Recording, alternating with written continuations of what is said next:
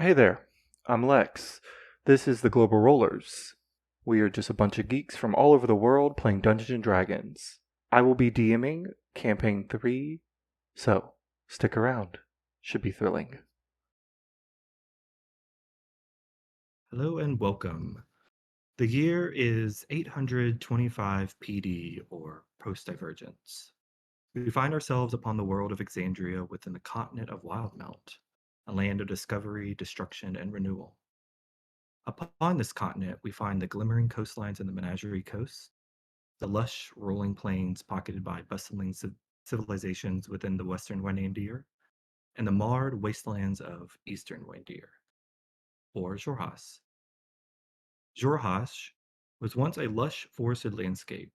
It was the location of the final battles of the Calamity. The land suffered immensely under the heels of the warring gods until nothing was left but scarred, broken wastelands.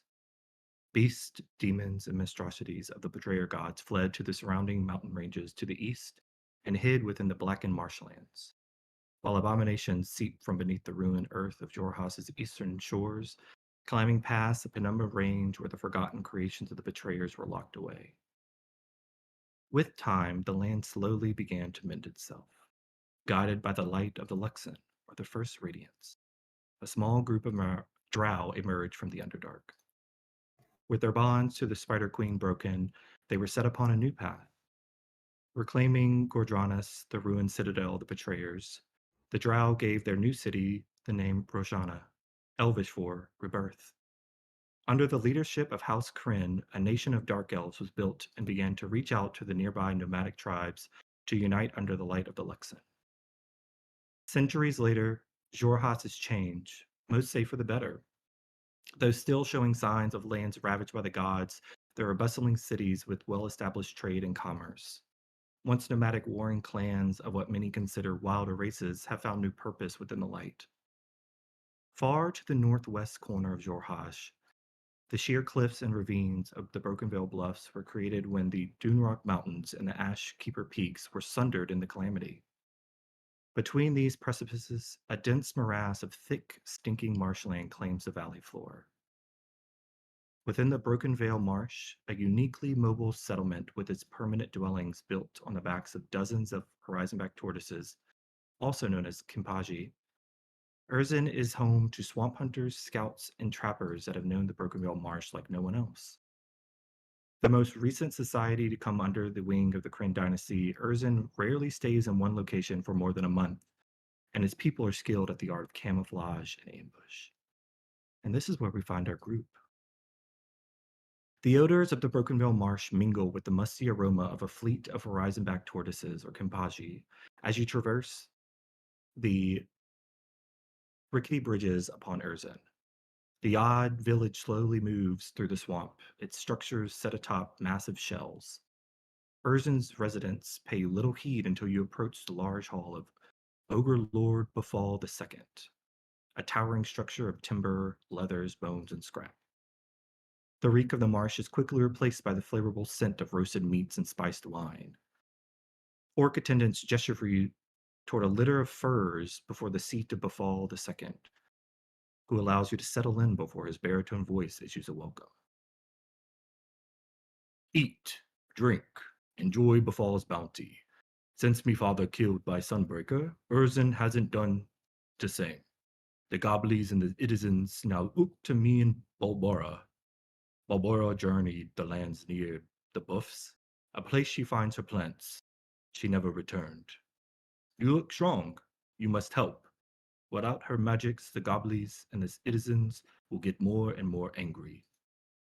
This is announced to this group of six that have kind of gathered now, two of which have been in Urzin for quite some time. And the four are actually new arrivals that are kind of being gestured and drawn in as he proclaims this welcome to the six of you,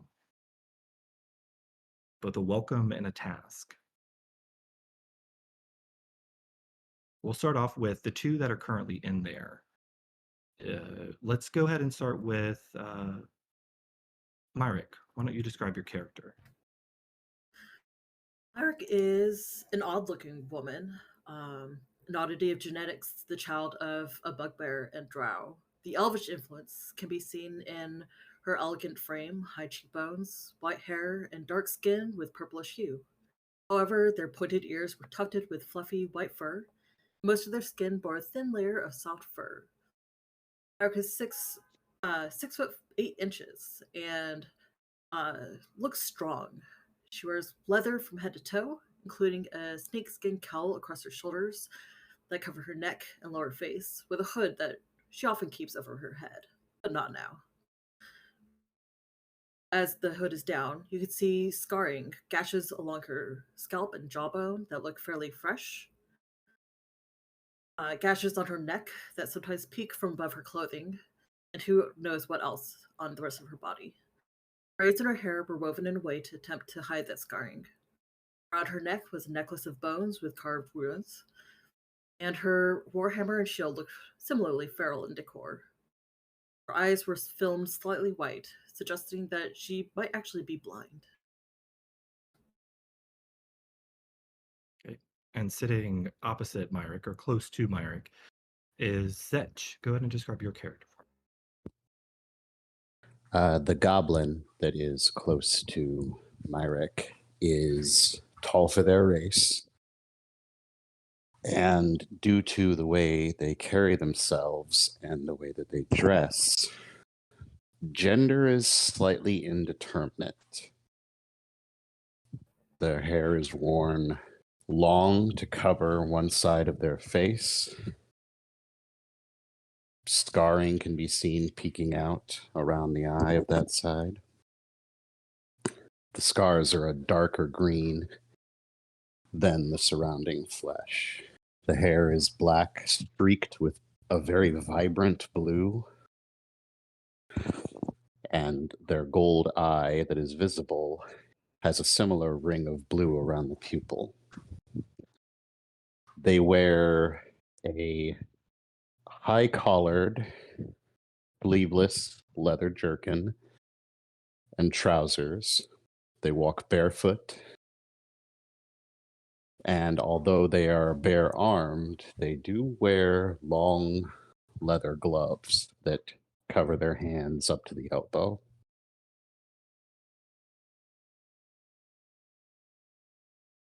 They carry no visible weapons, but there are a series of leather cases strapped to thigh and hip. And that is what the new arrivals see upon entering, as well as a reminder, Ogre Befall II is, in fact, an ogre, massive in size, though not stocky in the sense of there's less flab and more toned, built, solid muscle to this individual that you see seated before you, who has welcomed you, the four of you, who have pretty much immediately arrived into Urzen, not but 10 or so minutes ago, 10 or 15 minutes ago. And the four of you were immediately summoned to the Ogre Lord's hall to his behest. Who would be standing at the front leading the group? Probably me. Probably Shara. Shara, go ahead and describe yourself then. If not, okay, let me put it this way. She would look to see if Ranosh would step forward to be the lead in this, and if not, she will. So it's up to Ranosh. Ranosh nods his head and gestures for you to continue. Okay. Shara Miram embodies grace and an air of noble elegance within her petite frame of 4'9". Her lustrous, shoulder-length hair rains down in pure white, contrasting starkly against her dusky skin tone. Her eyes shimmer like amethysts with a radiant violet hue. Her lithe and nimble figure is attired in studded leather armor, which appears to be carefully crafted to blend both style and functionality. The armor conforms to her body, accentuating her graceful movements while offering essential protection. As well as her traveling cloak, a cowl of silvery gray silk rests around her neck and extends down to just above her breasts. She wears a necklace which rests over the cowl on her chest and depicts the Luxon, a symbol of her beliefs. On the first finger of her left hand, she wears a Den Miram signet ring. Shara is armed for both offense and defense. She carries a rapier, a slender and elegant weapon suitable for precision strikes. Its hilt is adorned with intricate engravings and gleams with a polished steel edge. At her side, she bears a shield, also with the emblem of the Luxon. And she had bowed before he began speaking to Lord Bufal, sorry. You're gestured in. Behind Shara following up, I imagine is Renash taking second point on this group. Renash, go ahead and describe yourself as Renash enters into Bufal's tent.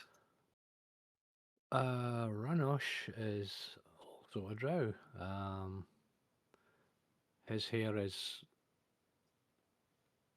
more blonde than white, and there are braids in alternating red and black colours on the left-hand side. He wears simple leather armour, but a surcoat is over top. Very elegant surcoat. Like Shara, he has a necklace around his neck with the symbol of the Luxon. He carries a rapier and a dagger around his waist, and is also carrying a short bow. He doesn't look like he uses these a lot, but he's comfortable enough walking with them. He's about 5'4", and on his left pinky is also a ring, but it has a citron embedded in it.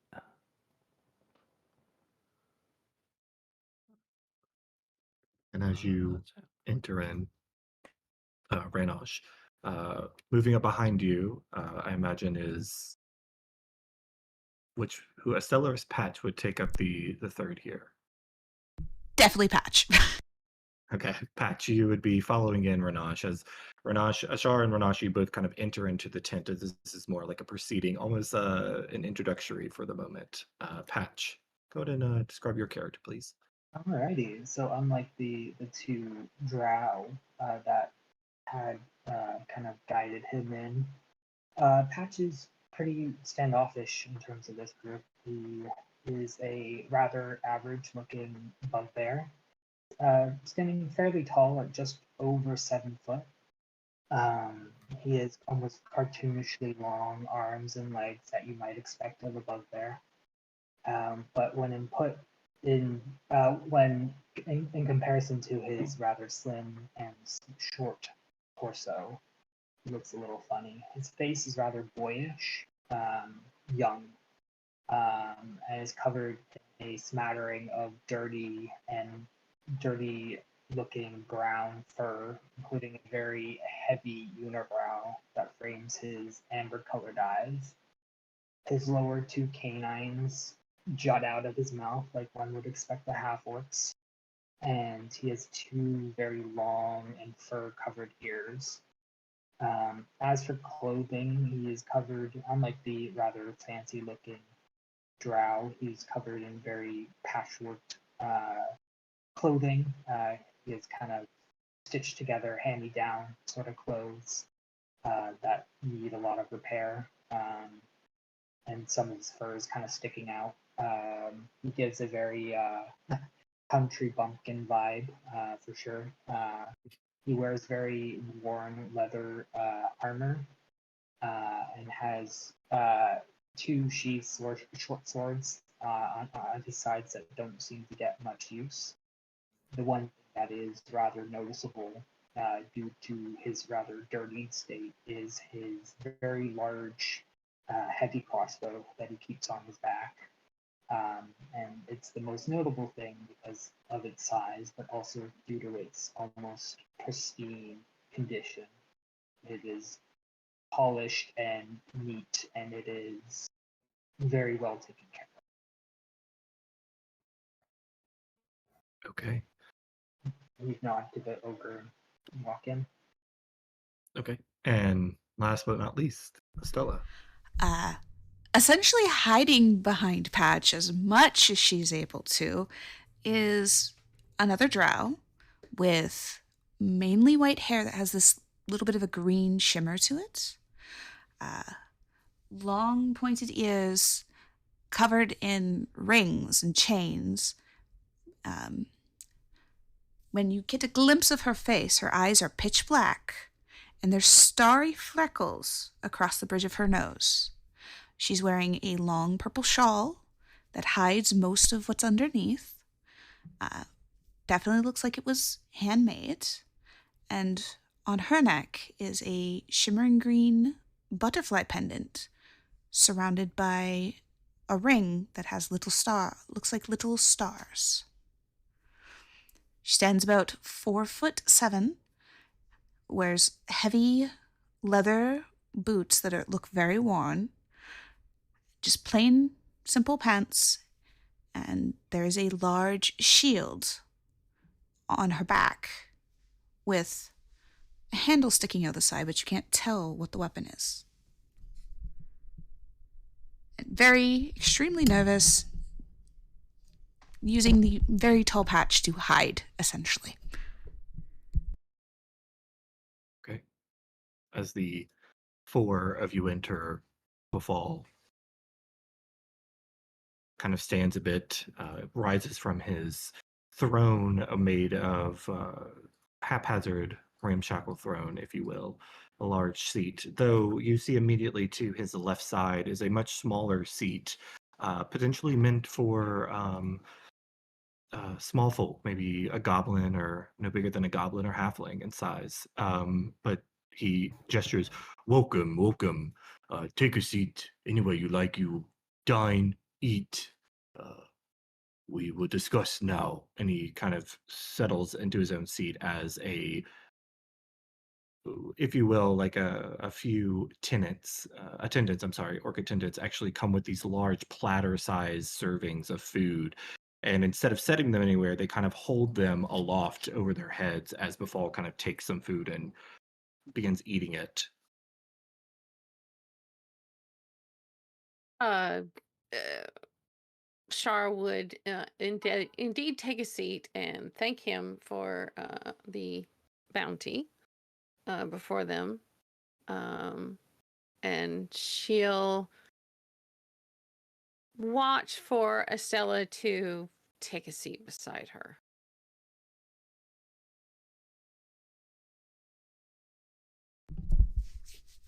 Yeah, Estella would take that seat nervously, fiddles with the edge of her shawl and sinks down into her shoulders. Hunched up, like anxious. He nods expectantly. And to Patch and Ranish will also sit down next to Estella and motion for Patch to come join him. He kind of glances to the other two, a little curious as to why he's suddenly been drawn to see this overlord, and kind of just sit. And for Patch, for you, Ranish. there's a level of ease in this. You're not going to a bigger city. You're going to a place that you've been to dozens of times before. You've been in Urzen. You've never been in the hall of the Ogre Lord.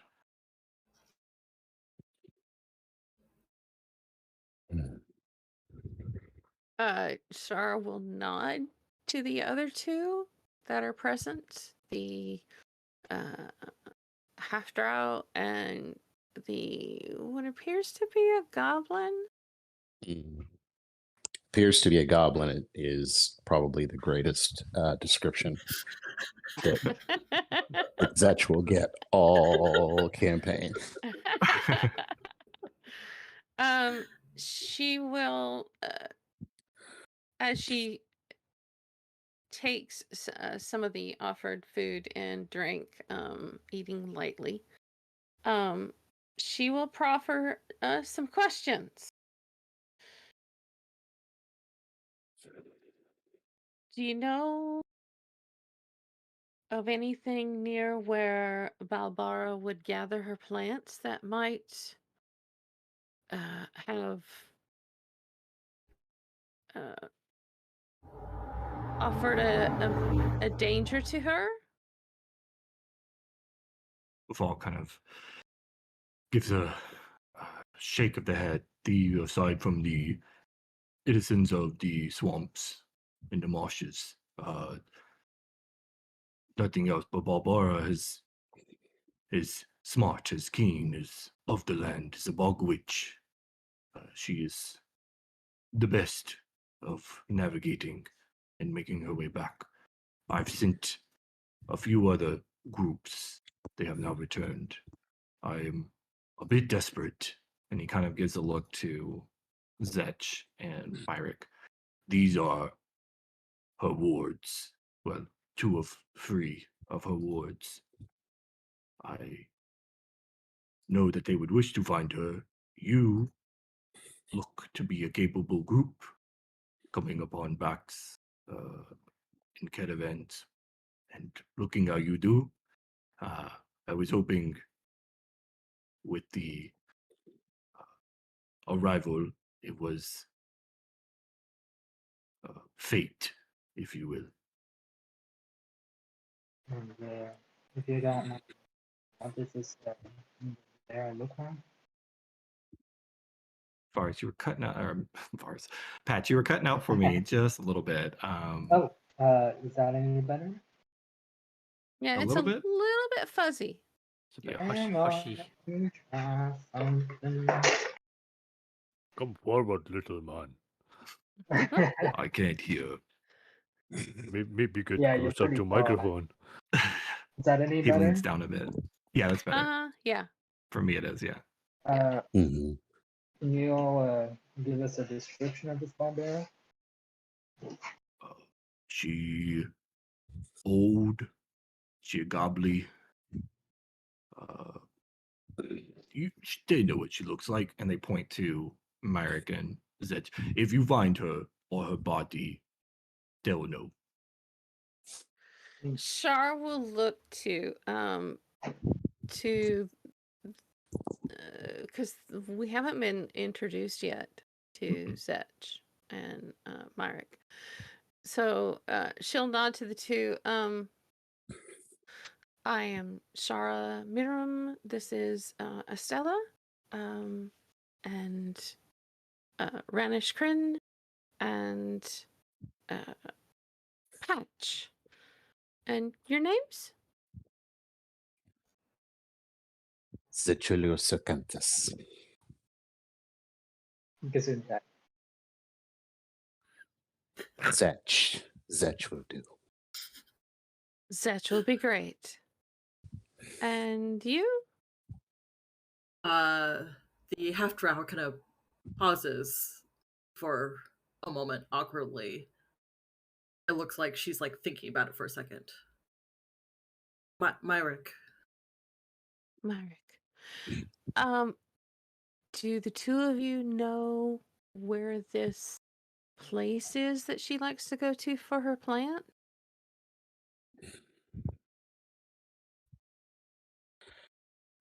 Zetch, you would know that Barbara would spend. Now that you're thinking about it, and you've thought about it while sitting here, and the time that Barbara has been gone, you've been in this location before, and Barbara leaves. Does not leave word with you, just heads off into the swamp and returns back.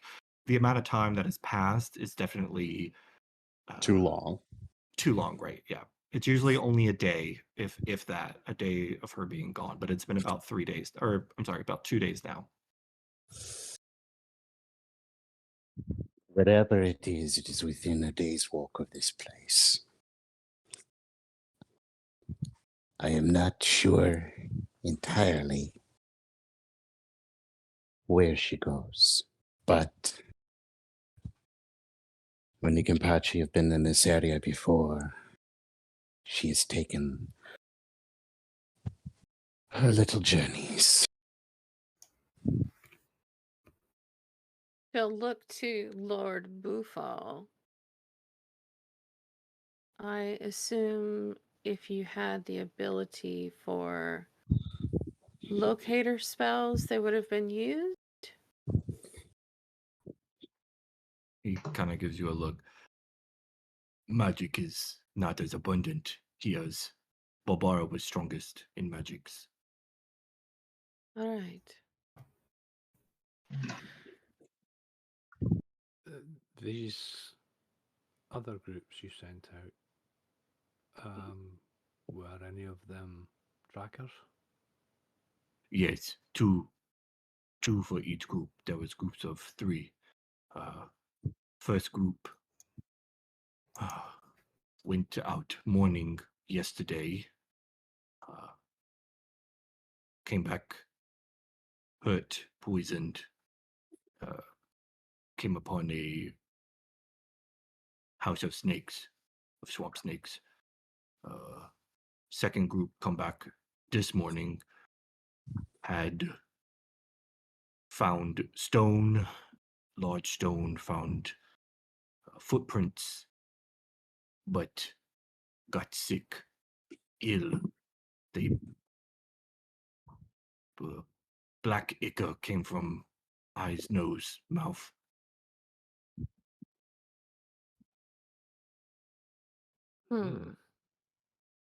Came back scared. Can you tell us which way to find the stone? Oh, yes. Bufal got information here, and Bufal, he kind of snaps, and the sound of his snaps are like heavy drums Cannon hitting fire upon and all them. this. Yeah, it's like it's very very loud, and there's a moment where you kind of like your nerves go Small. on edge. Small trees being snapped. Yeah. Acela would actually flinch. But as Bufal does that, you see a what appears to be half orc but large. The stature appears closer to like a half orc, half Goliath, half giant, kind of like that vibe. It's the size, the immense size of this creature. They step up and they offer Bufal this piece of what you imagine to be parchment. Bufal kind of takes it. Yes, stone within days, half day's travel to east. No, not to east, to west of here. Large black obelisk. Can't miss. Surroundings are empty, aside from stone. Oh, right.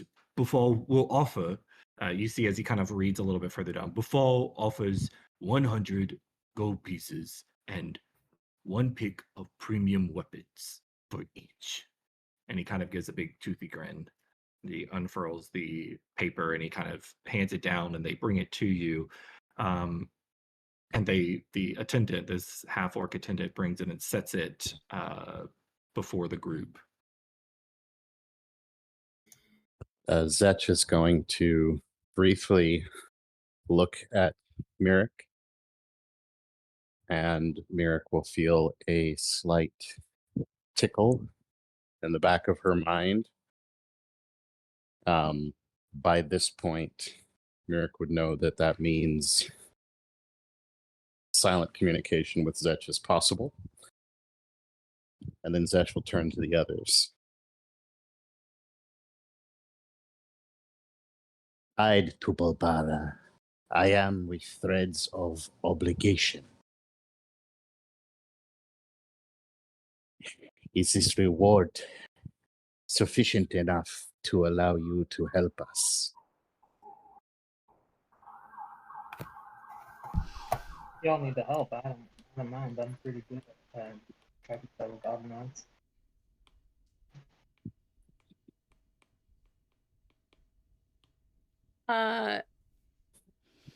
Shara would nod and state, I cannot speak for my other companions. And she glances to Estella to catch her eye. But Den Mirren stands to protect the citizens of the dynasty. I will go. Estella, who hasn't looked at anyone but Shara this entire time, kind of just nods briefly and like crouches back down into her shoulders. Very, yeah. Then Kryn also stands ready. You see, he gets his eyes go wide as he missed the initial introduction as he was taking a big swig of drink you imagine of mead. The food here, by the way, is doable. It's cooked meat. There are bits where you take a bite and it's not completely cooked through some of them. But you're able to, if you're picky eaters, if you say, you're able to scrounge up enough food to sate any kind of hunger. But yeah, it's very subpar. It's very it's not the best cooking you've ever had, but it seems to be doing wonders for those who are eating it now. Befall kind of gives you a look, Ranosh, and goes, "Oh," and you see he bows his head a little bit lower. It would be great honor if House Grin help. Oh, think nothing of it, your magnificence. We shall do. And he kind of, you see, he kind of like saddles up in his chair. Zesh is extremely blank-faced. You might want to look for a group who came by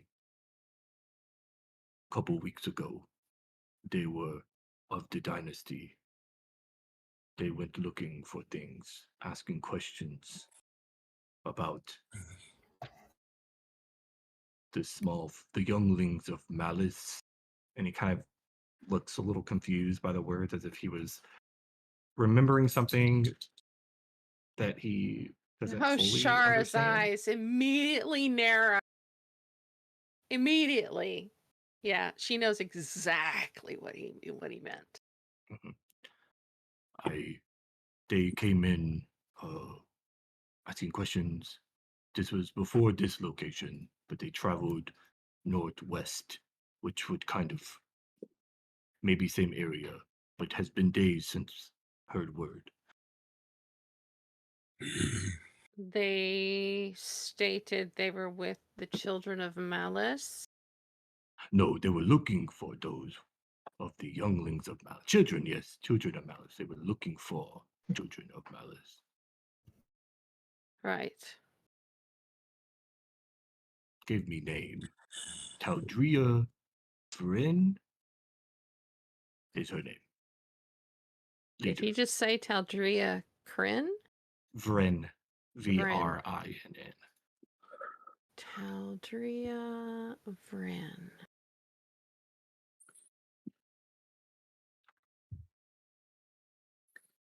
Brinn? Brinn, yes. Okay. Does that name ring any bells with me at all? Roll a history check. Okie dokie. First roll of the game. I'll let you and Renash roll because you were both. Yeah, my history is +0, so we'll see what happens. This is going to be the luck of the dice. You could roll a history check as well, Renash. Oh, hey, I got an 18. Hey, I didn't. Okay. I got a 6. It makes sense why Shara would recognize it, and probably not Renaj. Taldria Vren. Vren is a name that carries some weight within the Aurora Watch. They are pretty much a line of a family that act as Aurora Watch members. Taldria Vren was once the first Vren to enter into the Aurora Watch in her previous life. Taldria is her current. She is a consecuted individual. This is her current body, her current. Did I know her in her previous life with that 18? Because I was also in the Aurora Watch. That is true. You were. Yes, you would have had interactions with Taldria. Taldria before preferred to stay within Rojana, but with her recent life actually decided to venture beyond. You would also know Taldria had a partner by the name of Listra Vren, who remained back in Rojana because they were reincarnated into a much younger, their amnesias didn't start kicking in until about a year or two ago. But they were partners before, yes. Okay. And they're the couple you would know. They're the type of two that view their coupling as like a life journey kind of thing, like the soul's bound. Some people believe in that, where yes, you meet and yes. Okay. So he said that they left? Yes, about he said about a couple weeks ago. But the Kimpaji, Erzin wasn't in this location. It was south. It was further south whenever they came by and stopped. But they traveled northwest, which would potentially, if they traveled in this area, it would put you kind of in line with the same area that you're traveling to. Okay. We can keep an eye out for them and see if we can potentially meet up. What time of day is it? At this point, it's early afternoon. Yeah, so about 12ish. I would suggest looking around the table to everyone else. If we're to embark, it would be sunrise tomorrow.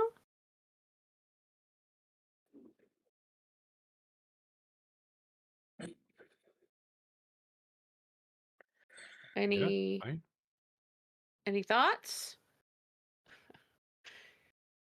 Wiser than being caught there when night falls. Harder to find anything. So yes. Yeah, if it's half a day's travel, we're going to be there, but we'd arrive at the location at midnight. Okay. So yeah, that's. Weapons wise, she's looking at Bufal. I'm happy with what I have right now. However, if we're going to be going through swamp, I don't know about the rest of you, but I would like a stout walking stick. Of course. And you see snaps again, the noise causing your kind of bodies to jolt. And you see the half-orc attendant leaves for a moment and comes back with a small, what appears to be like a small trolley. And there are a variety of weapons. They are they're probably in your mind, Shar. They're probably in value. They're probably closer to like a apprentice's blacksmith version of a weapon. So like you're used to like high quality, the metals, no impurities, the metal, there's no curves to the metal and bends. These are not that. But Is he there looks proud is over there a them. stout walking stick? Yeah, there's a quarter staff, and it looks like it's made directly from like a marsh tree, a swamp mangrove tree, if you will. Okay. Is there only one? No, there's probably like a dozen or so walking sticks. Okay. Well, Quarter she's gonna staffs. take one and she's gonna look. She rose to get it, and she's gonna look to Estella. I'm not sure what does Estella have a staff? I can't remember. No, it was a sickle. Oh, that's right. That's right. You have a sickle. She's gonna pick up one of the walking sticks and hand it to Estella. We're probably gonna want this. Nods, takes it.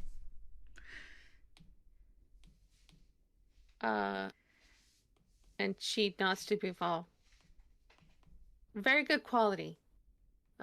Quarterstaffs. Very good.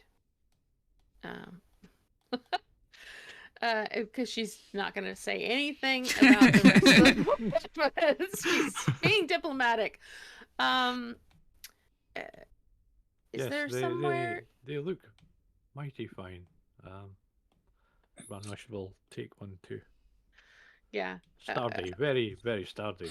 I mean, she's definitely thinking along the lines of, if we're going through a swamp, and this is speaking from experience in that my husband and I live on an island that is like covered in peat heather and so forth like that.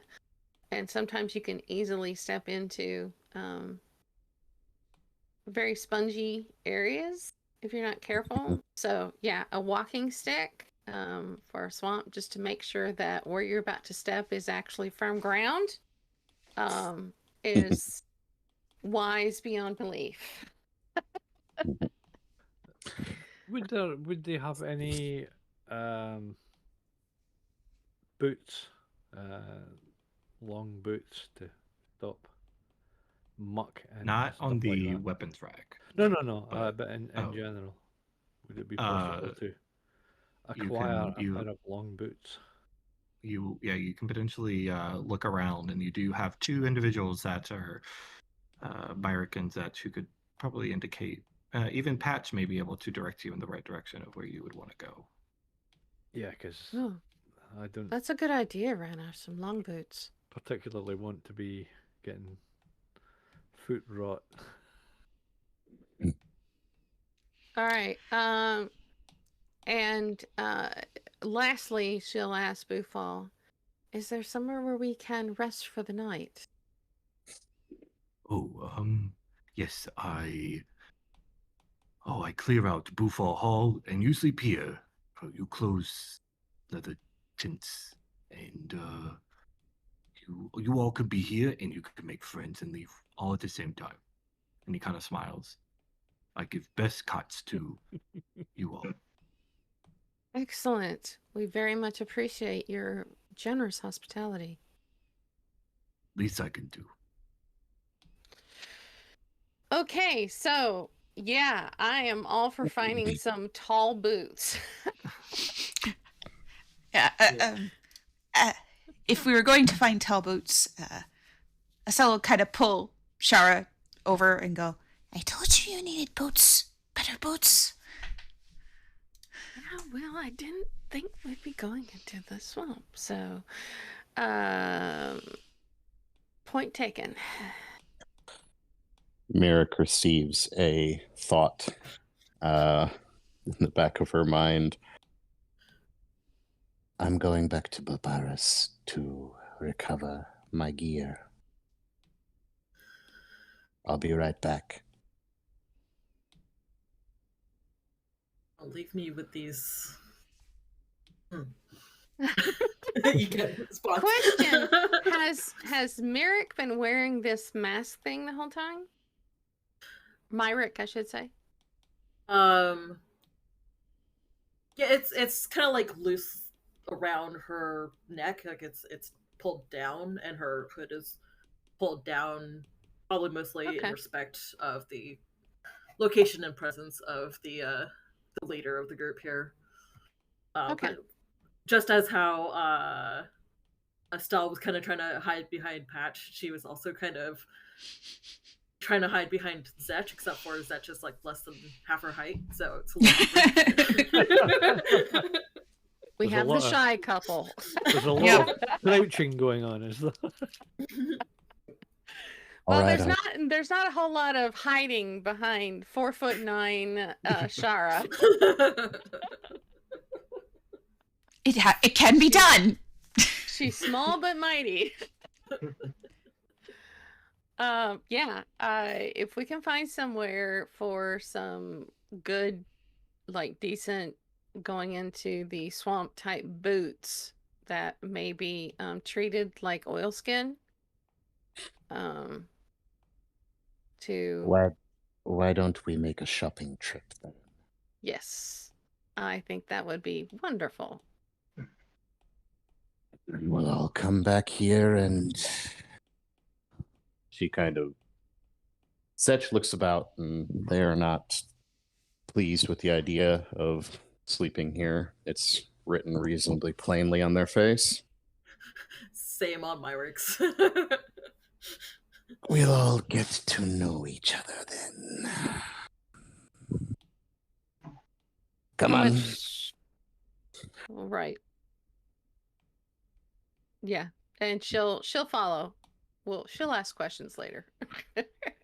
Like, how much rest do they need? Because we're drow. We can go on 4 hours and be out the door. Well, the goblin needs a full 8 hours of booty sleep.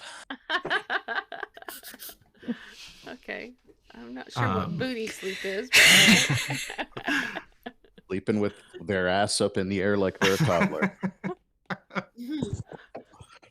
So for the sake of this, yes, the group can venture out and acquire a fresh set of boots. The boots and the leathers and such like that are actually far more substantial in quality than the weaponry that you saw. And it's mostly the metal weaponry, and you imagine they probably don't have like great forges and such like that. You probably don't want massive forges with burning hot coals on the back of, yeah, so no, Of Uh, your primary transport. but leatherworking and such like that is fairly easy. They probably found ways to subside the humidity and the nastiness of the marsh, winds and air and such. But I'll say for the sake of this, to remind y'all, they do not trade in coinage. Okay. They trade in increments for the sake of this. An increment is anything natural or organic or can be usable. So furs, herbs, plants, teeth, different things like that. Things that you would harvest from certain creatures and such like that. Patch did acquire some. Yeah, and he would explain to the drow in the party. So realizing this and listening to this conversation, Zetch is going to offer to front the boots, since Zetch has increments and most of the rest of the party probably does not. No. I would be happy to assist you in purchasing what you need.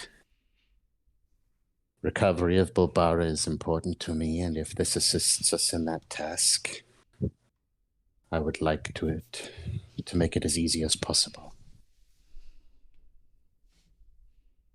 I thank you very much. Okay, let me see how many increments I got. For the sake of this, who all is getting what would y'all like to acquire? Know y'all who's getting boots? Who's getting anything else? I want boots. I think Estella wants boots. Yeah, Runners just wants boots as well. No, Uh, I planned on Estella having taller boots, so Yeah. as part of her original outfit. So yeah, she's I wonder how much a bar of soap would get you in this place. A bit. Ranosh is pulling along this chest that's kind of got little wheels on the corner and like a little stick that's down at you. So it's like fucking tourist trying to drag his Oh, Lord. his wheelie suitcase along through the Oh, dirt. no. I will say for the sake of this, you're getting more stuck. The wheels are getting stuck on more loose Everywhere. boards and scraps of. I'll just How pick it heavy up. is this? I'll just Okay, I was pick it about up to say. and carry it by the handle. Yeah, Myra Yeah, could probably that'd be- like scoop up behind you and grab the other side of it, fairly easily, Oh, thank you. wordlessly, just like big step and walks. It's like no. Zetch will try and use their expertise to assist in finding the best quality leather goods for just making sure that they're very good, they're not cheated. Yeah, we're looking primarily for boots that are made for walking. And that's And just y'all are what they'll looking do, for man. boots that will fit drow-sized feet as well. Yes. And not have too Yes. much wiggle room. That's perfectly, between Zetch and Myrick, as y'all are making your way through, you actually end up going to Varia, who you know to be the drow, one of the drow individuals who kind of handles most of the hunting accoutrement. And Varia Yep. directs you to Creek, which is a goblin who sells a assortment of gear, from boots to ropes, mostly adventuring gears and such. But yeah, I would say Creek would offer you, if you're getting 2 sets of boots, high boots, they would be 3 increments each, so about six increments for the boots. Whoa. Okay. Myrick pulls And- 3 increments out and hands it to them. And you're Okay, seeing thank- as they're saying increments, it's a variety of like Leather cured and such, and- like meats Yeah. and various types Yeah. of leather strips and such. It's interesting this to is see them barter because they're going back and forth over a pair of boots. They're like, okay, I'll give you some of this leather with this, these Well, meats and such like that. And then Estella would what kind you're of, seeing like, less of. be stare, look, and very cautiously between Zetch and Merrick offer rations. You might hold on to those. Shrugs, still offers them. I'll Uh, have more increments if they need. You know what? Zetch will take the rations and tuck them away in one of their cases. And after all of the bartering is done, Zetch will take back any of the cured meats and stuff and replace them with some of the crocodile teeth. Some very large, giant crocodile fangs. And use those to pay. So with acquiring the 2 sets of boots Mhm. for Renosh and Shara, is there anything the others you would like?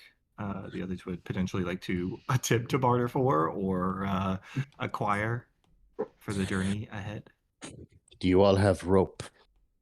I do, yes. Ways to carry water? Yes. Ways to start fires? Yes. Ways to start fires. Kind of, yeah. Where's that? I did not take that. I forgot. Yeah. No, none of those things.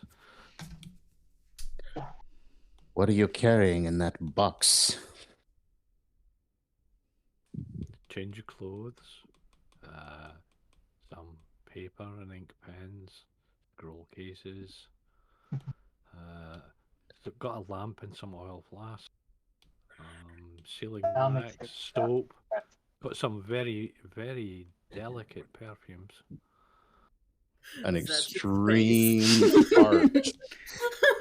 like it's almost the eyebrow that's visible is almost bent double. Is how Ranosh here is a little fancier. I got him though, don't worry. know I my can. You might seek to get something that's easier to carry than that box. Oh, I don't intend taking this. I'll be leaving this. You might be better to leave it at Bulbara's then. Mm-hmm. Yeah, that was the plan. And on the way,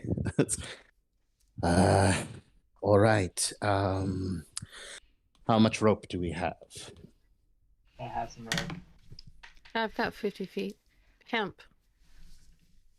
Nods. That's fine. All right, all right. Anyone have any tools? Shar shakes her head. Oh, well, what kind of tools are you thinking? Just making sure you have what you need. Don't take any. If you need anything, let me know. We all have trades, I assume. And then she kind of looks at Ranosh. Maybe I shouldn't. No. I got the draft. Don't worry. In Goblin, which Patch would realize is extremely heavily accented and mispronounced. If you say so. In common, Pat says, "Speak up into." Kind of looking toward Shara. Hang Okay. on. I need to turn you up. And I will make sure that Ranosh has like a tinderbox and a. Yeah. Yeah, he'll use his incremental trade. Okay. Yeah, That's I've good. got a bullseye lantern, some oil, tinderbox. Stella will kind of watch all of this and just kind of tap Shara on the shoulder and do a little bit of druidcraft. It's like, I could do that without any of this crap. What's the druid craft that you're you can exhibiting? actually, but Shara would know that she can light a campfire. But she will be doing the little bit of the golden orb that shows the weather for the next day. Oh, which? What does the orb show? It is. I didn't have my calendar up. Thank you for reminding me. That's one thing I did not have. Because What it's is like orb bent forecast? over, trying to look at this orb and see, like, what the hell? As soon as you do that, Stella will hold it out further away and kind of like hide behind the shawl a little bit. Like, here, Is it look like- at it. Just don't get away. Is it like an app? As you grab the orb and you begin to look and focus it, the imagery slowly begins to come into view. What does it give you? What does the 24 does it show you hours. The weather. Yeah. It is. It lasts for a minute, I'll do like, both of these for you. So it's mostly cloudy at the moment. Its temperatures ranging between 63 to 75 Fahrenheit, or I wouldn't know the 31 temperature. It'd be like oh, a golden orb for clear skies, cloud for rain, snowflakes for cloudy, snow. mostly cloudy. Yeah. It'll be the sun will be out. There will be no visuals of rain. It'll just be like partly, or there's a lot of clouds filling and obscuring. Mostly cloudy then, correct? Yep. But Mostly some cloudy, sun. yes. Yeah. But Okay. with some sun. That's all. Handy trick. We can Very. discuss our individual skills later. Yeah, and for your reference, it is Star, so it is the day is like the peak of the summer season. So Mhm. just for reference. As they're out and about, Zetch will stop by Balbara's, grab their short sword and their pack with all of their gear, and be ready to go. While we're at Balbara's, Ranosh, do you want to drop off your chest? Yeah, I'll see if I can get it secured. Okay. Renosh, as you Balbara's Zetch, you allow Renosh to enter? Do you do you give him the... Zetch will kind of pause at the door and look about, note the fetishes and runic symbols carved into dead things hanging about that Zetch takes for granted, and kind of pause and say, I should put that inside. No one will bother it here. Oh, Ooh. again. Thank you. Estella would actually kind of take a closer look but not touch at the dead things hanging around. Okay, so just for an outside perspective, as y'all look at this place, it actually is nestled within the deformity of this tortoise's shell. The single-story hovel appears to have received a recent upgrade in the form of an additional loft.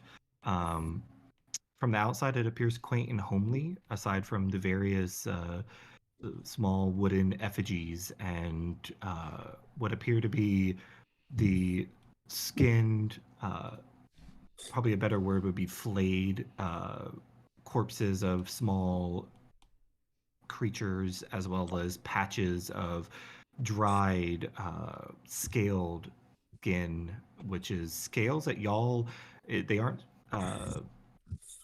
like snake scales. It's more of that rough crocodile skin texture. Yeah, and the runes are, if you're proficient in Arcana, you can attempt to make an Arcana check. She is not. Okay. They are not nature based. There you go. Yeah, it would be a little bit of a huff and skitter back by Shara.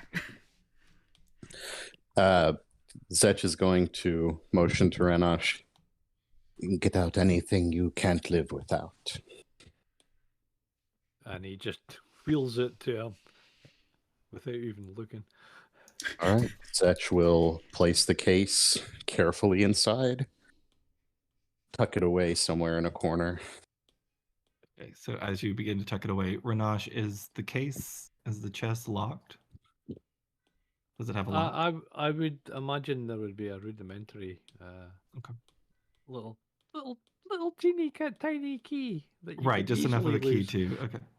But it is, I would say at this point, it is currently locked, right? Yeah. Zetch, as you are leaving out to leave it in place, you hear like rattling as the lid begins to try to open. And for a moment, you see the flicker of this invisible, small, squat looking Over their shoulder in abyssal, demon.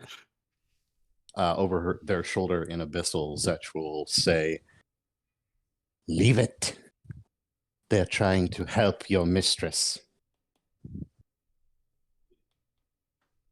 They kind of like look around for a second and then go back invisible. And you hear their feet scurry toward the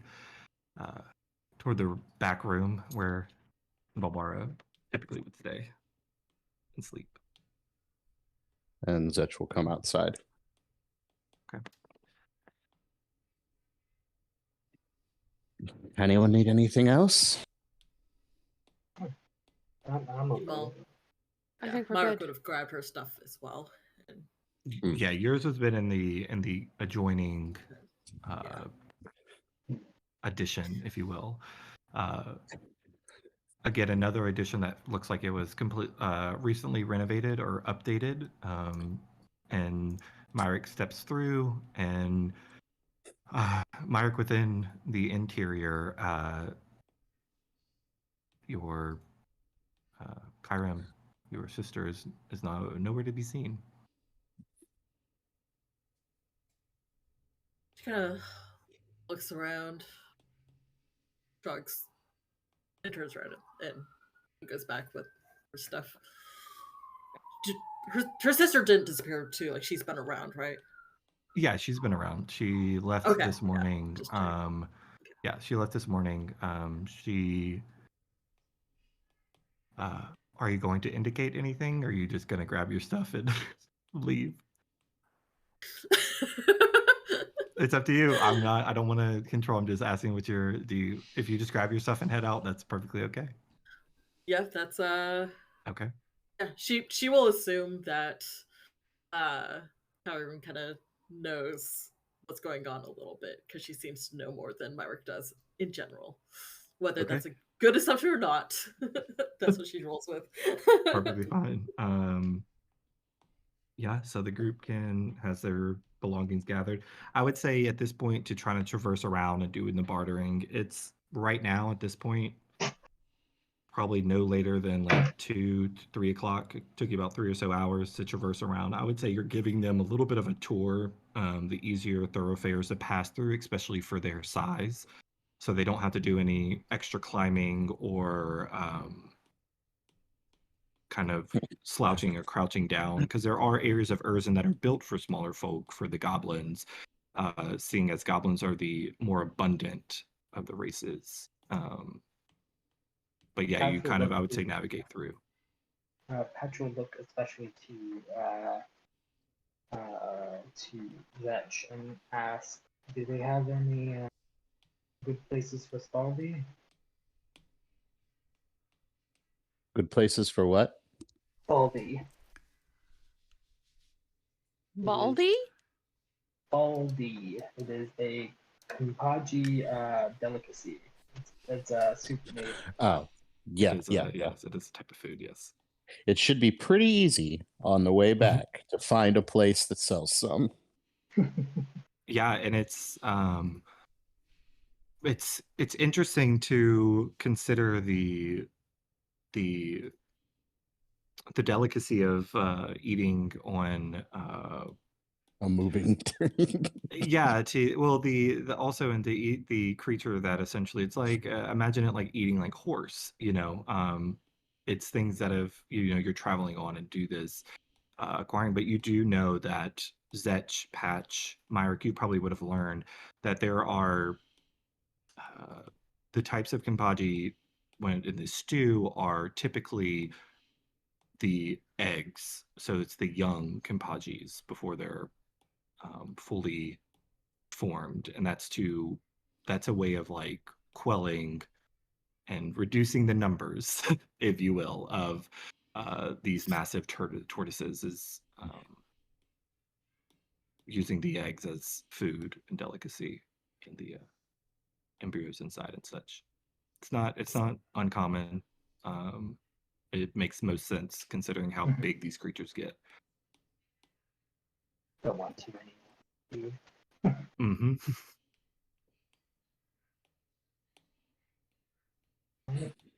We'll grab some, and Zetch will offer it to others who might wish to try it.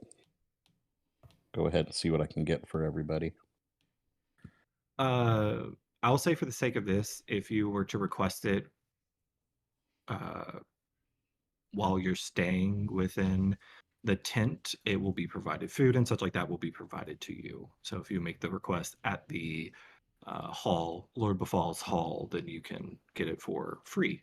You don't need to do trades or anything like that. Exciting. He's fast. Alright. Is it really free though? Not really. No, that's never really free. Yeah, she's ready to go back and Yeah. Have an early night, Sure. although just take some time to try to get to know these other two individuals.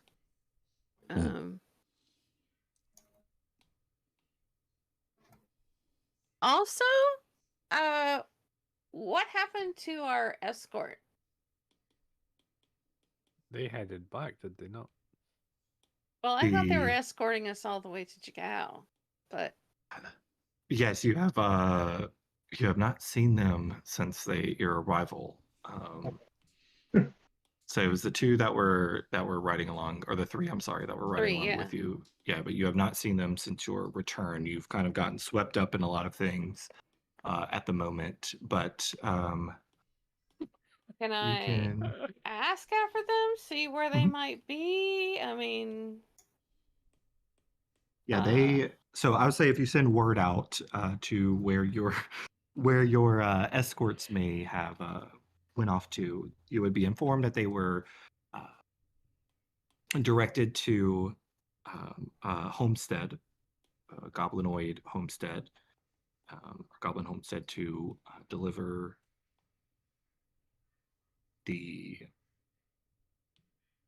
essentially the supplies or the belongings of their deceased companion, and then they were informed that y'all have been assigned on a task, and that they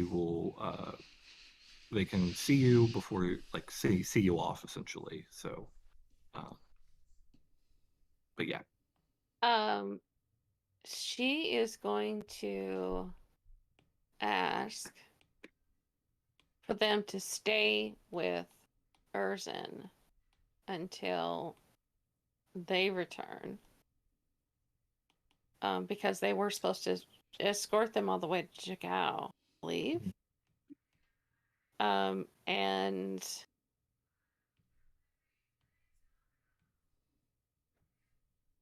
yeah, if they're not back in 2 days, come look for us. Yeah, potentially come look for us, or you know, or if Erzin moves, if there's anything that they can think of to help us to know where to come back to, because this is a moving town. So whether that be like a damp wood fire that'll send up smoke so that we can get a sky visual on what direction we need to go in, that would be great. they'll I'll say so, kind of like closer to the evening time, Veldria, Warlin, and Nihilus will arrive, and they'll nod in agreement, and Veldria, we will do what we need to ensure that you find your way back to us if we begin moving. Very much appreciate it. We will stay as long as needed. When should we start to worry?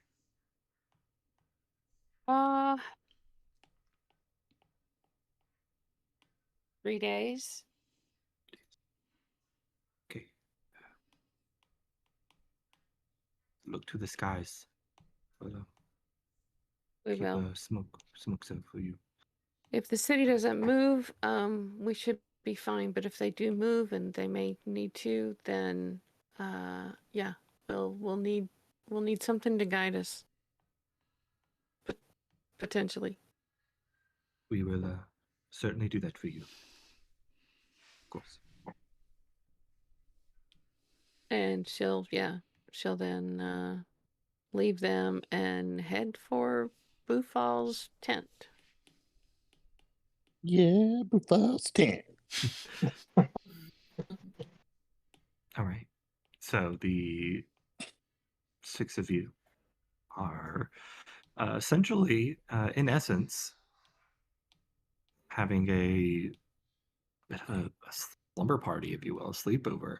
Woo! As the evening comes to more like twilight, as the sun begins to fully set, the tents, the flaps that would they flare out to give a view of the whole shell of the city of Urzin. Well, I would say the whole city, but the city or village upon this massive shell. They are closed to reduce the noise. You are provided with 6 different cots, very simple cots, but they are filled with a smattering of different types of furs and leathers, in the sense of like blankets, like a little bit heavier blankets, if you will, to keep you nice and cozy and comfortable. And you are provided a small barrel of fresh water with cups, and then a small decanter full of smells of wine. Oh, it is sour. It like smells really like a sour wine. Um, you imagine it's Great. probably not. It's probably they got something in trade and they have never used. So it's probably quite quite old. I look over to Shara and say, "Do you think we should call the waiter back? I believe this wine is corked." I'm not sure we can expect better.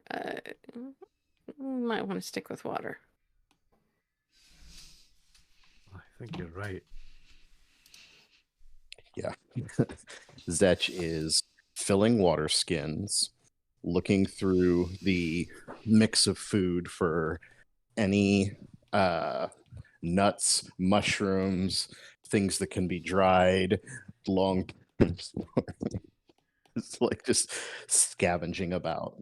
It's just occurred to me that I don't have a backpack, so I might have to go and see if I can rake something up. I'll say for the sake of this, during your There might have been one trip in me. around. There might have Yeah, been one in Pathfinder me. said he was actually ready to go outside. It's like, I just left my suitcase. Oh. I'll say for the sake of this, I'm you're sure able there's to a find- leather bag in that, that I could put crap in.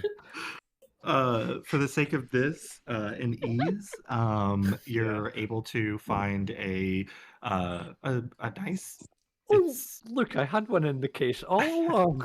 A nice backpack, though it is fresh. It has that like fresh leather smell to it, like it had just been made. Patented only costs you about 4 increments because of how new and how sturdy it is. And Renash, for the sake of this is essentially like a waterproof backpack. So Mhm. you're it's not like buying it from the city where it's just, oh, we just carry it around, if it gets a little wet it's fine. No, this is meant for weathering the outdoors. So you essentially have like a waterproof backpack. Ranosh is looking intently to see if there's a label there. Is this designer? No. It is more than Design, likely. but it is not Oh, designer. Aye. It is more than likely designed and made by the person you purchased it from. I see. Well, They probably splendid. learned how. It looks very functional. Yeah. It looks very functional. Another thing that we expect to hear a lot of over the course of adventure.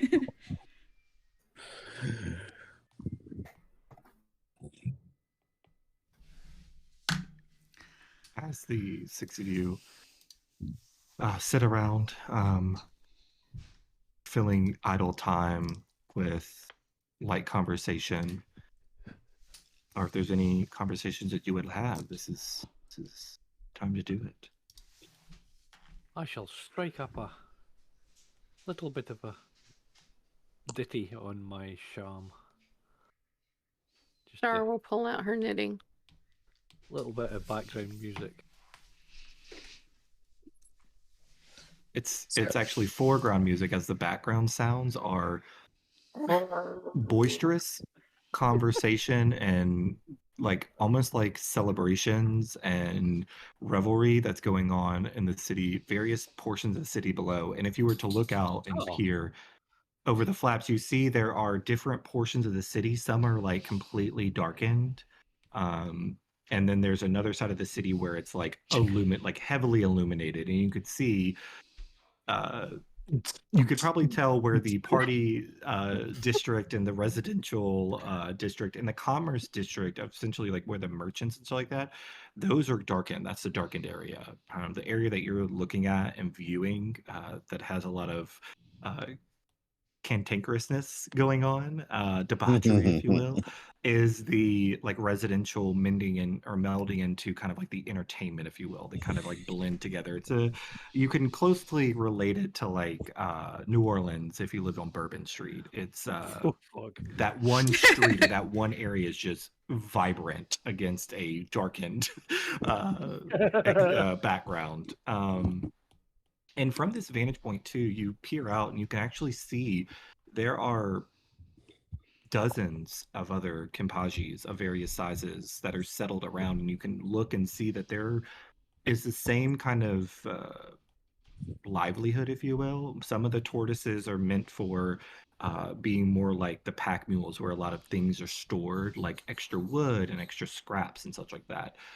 Those are kind of always dark. There, few people go and see them unless they need them. The warehouse district. Yeah, and there are some Kimpajis that are strictly, and you notice, I would say for the sake of this, you kind of notice that those Kimpajis, they're kind of more communal. Like they're more families. And as you look, you can see, because of some of the lights and such like that, you can see that there's about 4 or 5 Kimpajis that are like almost like circling the wagon, if you will, that kind of all settled around each other, and they have these makeshift rope bridges that kind of extend between each of some of the like the main towers or thoroughfares, and you can see of various types of individuals walking and conversating, but you imagine there's definitely surprisingly a bustling nightlife, if you will. Might not be such a smart idea to go out without a guide.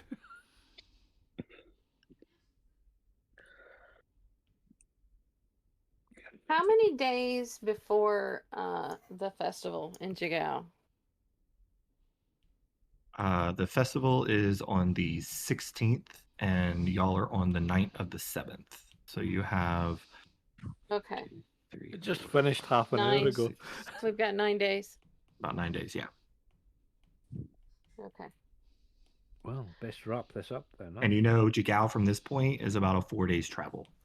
Yeah, so we've got like 5 days max to find this Balboa and get back. Bulbara. Rocky. Stocky Rocky Balboa. I was like, wait, what? Oh, yeah. Bulbara. Bulbara. Yeah. Bulbara. Balboa. It's spelled like this. Is there anybody punching a cowhide at a cow carcass at this point? You do. You actually see a few people. They're hitting a how hard can they hit it test. Tenderized meat. Mm-hmm. That's how they tenderize their meat. Steak tartare. All right. So as the evening comes to a close, I would say, so for the drow individuals, those of drow blood, your preference on your meditation, do you prefer to meditate early in the night and have a longer morning, or do you prefer to meditate later in the night and have like a normal, I guess a quote unquote a normal morning where you would be coming out of trance as most people are waking? In conference with Estella, speaking quietly between the two of us, I would like for her and I to split between each other, because we don't really know well in the group. So, yeah. I'll take the morning watch, so to speak. Yeah, because you know, So, Estella's preference is night. to stay up at night. Yeah. Yeah. So Estella will stay up at night and will trance in the morning, and I'll trance at night and be up in the morning. I'll double up on that. I'll do the same. I'm more of a night person. Night sleeper. Or night trancer. That'd The be a drow great would name. notice. Great name for a horse, wouldn't it? Night trancer. Y'all would notice throughout the night that Myrick, you would expect being half drow that perhaps she would sleep like y'all, but she actually sits and her eyes stay open the entire night. Okay, that's not creepy at all. No wonder. Oh, let me see if I can Pecking at top your that. eyes and Yeah. Let me see if I can top that. Zetch at some point hides somewhere in the room, Okay. Okay. and I'm going to make this official. We'll break line of sight.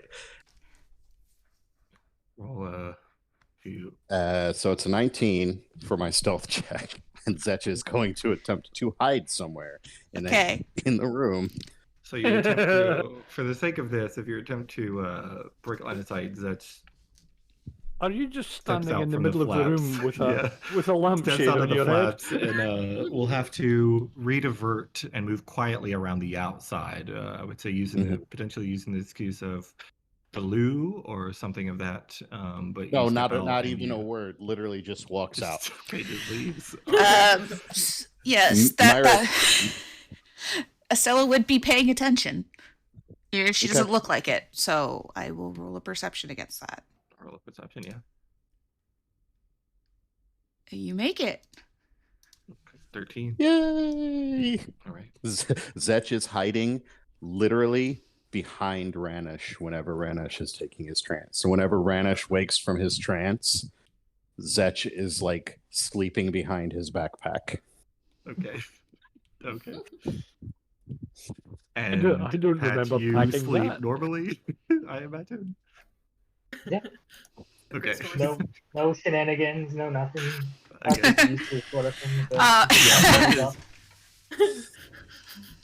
these furs are really nice, Pat. There's the urge to, whenever you go to a hotel and it's like a really nice pillow or something, and you're like, God damn, I really wish I could take this. You have that thought on some of these furs. You're like, these are quality. yeah. I need you to go to roll me uses his arm and just kind of dozes off. Yeah, for the morning, I will need you to roll me a wisdom saving throw, though. But that will come around in the morning. Okay. So during the night, Zetch does what Zetch does. The others trancing and such. Myrick staring into the void, into the nothingness. So Myrick's staring off into the void and the nothingness, and Estella kind of would see this and go, okay, not say a word, and kind of take out like a jewel shard and kind of shine it towards Myrick's eyes to see if they flinch. Okay. Myrick, do you flinch? No, she wouldn't. Okay, so as you're taking the light, and I'll say you're using the dancing lights, candlelight to the dancing light, that works too. You kind of reflect it around, and it's that whenever it reflects off a surface, the light beams or the light rays that reflect off, it creates that, and you run the lights over, and you notice that Myrick's eyes don't dilate. They don't register as like there's no registering of anything. They don't dilate, they don't shift, they don't follow the light or anything. They just stay staring out. Nods. Just for clarification, dancing lights is 4 lights. You can. No, you don't have to do all 4. Okay, okay. I was gonna say four lights randomly appear as like No, people are no, sleeping. Estella's gotten very good at the make one hide it in a cloth. Fair enough. Yeah, So okay. that when Estella's awake and Nin is trancing, or Shara is trancing, I said Nin, sorry, everybody gonna do it now. Shara is trancing, she keeps working. I will say, yeah, so just for the sake of this, y'all have dark vision. Y'all still see in the dark in dim light. So it doesn't make it like perfect 20/20 vision in darkness. So there's still that level of it where having full light is better because you get a better view of colors and you don't miss some of the details potentially that you could be looking at. So having that's why innately some drows have the ability to naturally cast dancing lights, is because seeing in light is always going to be better than seeing full dark. So Monochrome. or seeing him in a dim light is also, anything like that is better than seeing in full dark or looking at full dark. Okay. It's like, why have a black and white TV when you can have a color one? You could have color, exactly. So as I'll say the meditation shift. So with Shara and Renash waking up at the same time or coming to I at am the same for time. fucking shit doing divine sense. Okay. Yeah. Celestial fiend or undead within 60 feet. Because those eyes are creepy. Well, she did describe herself as. And That's she ableism. looked blind. yeah, no. I mean, she also appeared as blind, and she looks different. We'll put it that way. Shara would have been informed about the eye test because Estella does that thing. Makes sense. They do not detect as undead, celestial, or fiendish. Cool. You're good then. Yep. And That- even in that's that very divine sense, within life-ist 60 of you. feet, there's nothing else around Okay. you that detects that Okay, way. yeah. Well, since we did get attacked by some undeads on the way here, yeah, she's a little touchy. I think my I will- backpack might be detecting undead because it's that fresh. I will note that because I assume that your ability is as written, like it appears as like a nauseous scent. Is that accurate for your character? Like if you smell, As if an it's action, undead, you can be detect it smell. good and evil until the end of your action. You can sense anything affected. Isn't that- oh no, I'm thinking about the Eyes of the grave. No, this is the divine sense is a paladin class ability. yeah. It's not a That's scent. what I was thinking about. Yeah, it's Okay. not a scent. Okay, never mind. Oh wait. The presence of strong evil registers on your senses like a noxious odor. Okay, yeah, that's what I was thinking of. So Yeah, I imagine and that you'd be powerful kind of good like, rings like heavenly sniffing. music in your ear. yeah. So I imagine that you'd be kind of like sniffing the air like intentionally, and you would smell not that evil smell, but like she smells just a little odd maybe to you, like not really drow, not really bugbear, but a little, yeah, just like a But little not off. undead. I'm not getting Not any undead. scent of Yeah. Zetch smells sandalwood. Pardon? Zetch smells like sandalwood. Oh, okay. I thought you said Zetch wood, as in Yeah, I Zetch did too. I would was like, smell wait, like what? undead. Like You what? changed up some. You say some character traits there. No. So when Shara wakes up, she sits after Estella's gone off, and she closes her eyes and speaks softly to herself. I embrace the present moment, cultivating awareness and inner stillness, letting go of attachments, illusions, and the ego's grasp. With an open heart and a compassionate mind, I seek truth, wisdom, and interconnectedness, radiating light into the world. And she prepares her spells for the day, and then she will go through sword practice, basically, with her rapier stance and different positions, etc., while everyone is resting. I'll spar with you if you want.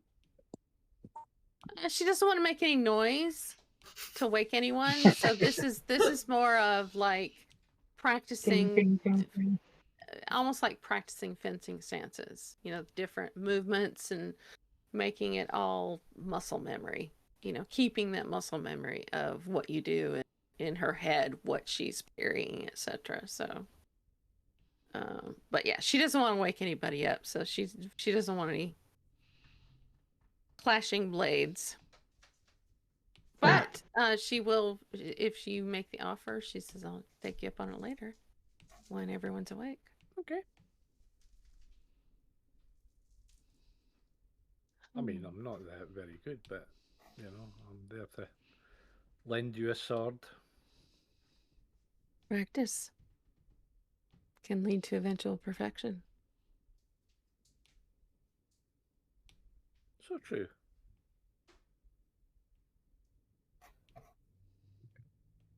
Ramesh, are you and- doing anything special? No, I'm just kind of hanging out. Okay. I'll take out my little gold book and kind of just flick through it. That's my spell focus. It's got all the haikus in it. Just brushing up on them. Oh yeah, I went up a level, so I need to learn a new haiku. I'll compose. Oh no. Excellent. Shara, what were you saying you were doing? She's not going to do anything else until daybreak. Once she knows that Estella would have finished her trance. Yeah, then they'll be ready for a light breakfast. And then she's ready to go. Are they getting provided breakfast? It's still laying So out on the I'll say- platters from last night. No. I'll say for this, continental or full breakfast? it's leftovers. It's It's Oh, what you yeah. can, it's what the Char tidbits you can would find. definitely look to Estella, and I would love a berry. and Or whatever it is that you provide. So she, yeah, so she would be, it would be a nod. The tiny little branch that she keeps in her sleeve pulls throws it on the ground, and 10 starfruit grow out of the ground. Oh, lovely. Yeah, she'll definitely take one of those and eat that instead of whatever might have had flies crawling on it in the night. Auntie. No thanks. And she, without looking at anybody, she'd kind of push them over. How observant are Myrick and Zetch? Very. Rolling a Really good. Perception. Is this something I would say passive perceptions? Is there Probably. Probably Yeah. passive perception, yeah. Passive So sport. I would yes, 14. Estella will do. I'll set a DC for it. We'll do 15. So if anybody has over a 15 passive, No. Not at our Okay. levels, no. Nope. Just Yes, actually. But that's me.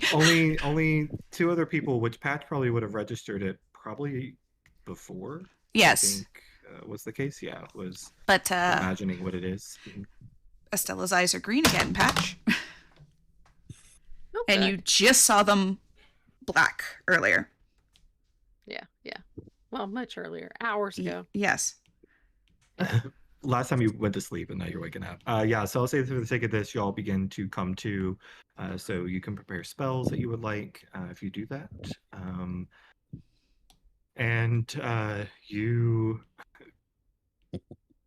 I would say during the tail end of y'all all kind of getting ready and getting your belongings and fully waking up, that's when a few orc attendants arrive. They don't even really, they acknowledge you with a bow of the head as they begin to reopen the flaps of the hall. So essentially it's these large flaps that hold kind of provide some shade but allow visuals of the whole city. I'll move this into the next day too. And you said in the morning I needed a wisdom save, Lex? You do, yes. So as you are packing up your belongings, go to roll me a wisdom saving throw, please. 14, unless it's against a 14. charm at advantage. No. So Patch, as you begin to furl up your bedroll, or not your bedroll, I'm sorry, you begin to like pack your backpack.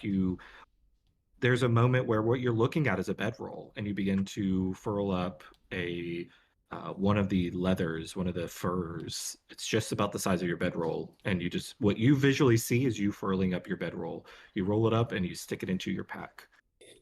Okay. I would say the others, if you're paying attention, you definitely can see that Patch just nabbed one of the furs. That would be immediately tug on Shara and taking fur. Kind of points at Patch and goes back to being annoyed, hiding.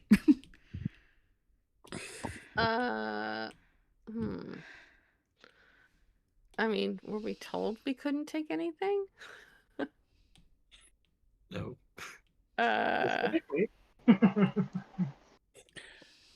Oh, we have a gray area. Yeah, it is a gray area to an extent. Where is the line where the hospitality ends? Yeah. Just let me be a klepto. It's okay. Zetch doesn't say anything. She's just gonna like quietly walk over to Patch and say, "Do you think we're gonna need that fur?"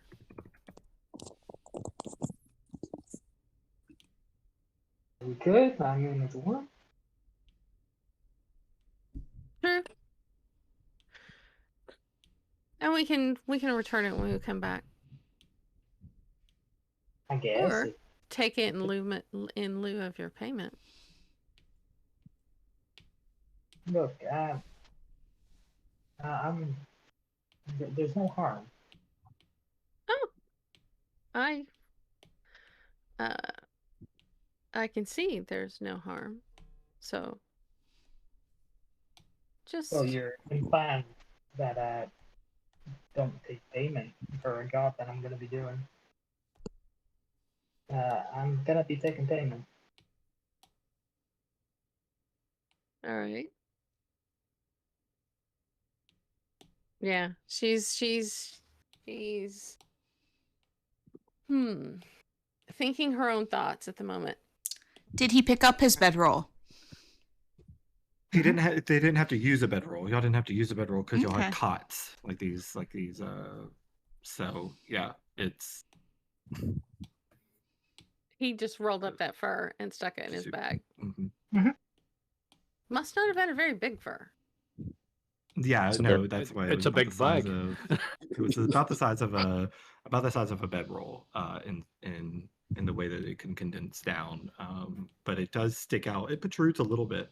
I at the would top, say, but yeah, a flap. because usually your bedroll is strapped on the to bottom the top outside. of your or the top Hey, or the bottom of top, your yeah. backpack. You got your mattress through the mail, so yeah.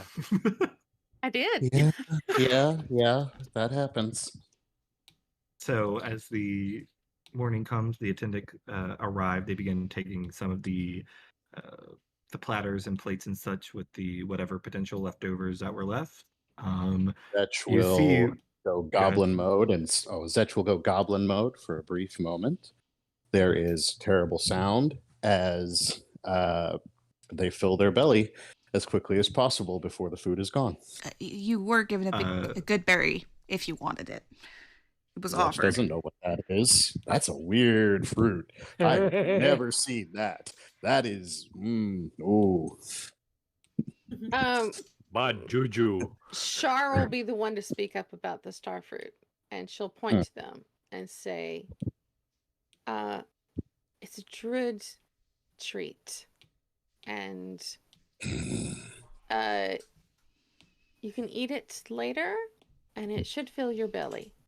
It's very tasty. Okay. Zetch will tuck it away dubiously. Mark leans down close to Zetch's ear. How many increments do you think that would be worth? Hard to tell with magic. She nods and straightens up again. Can I pockets one? I want to see you try to You sell want them. to I do- really do. It'd be hilarious The- if they disappear after. Yep. Right.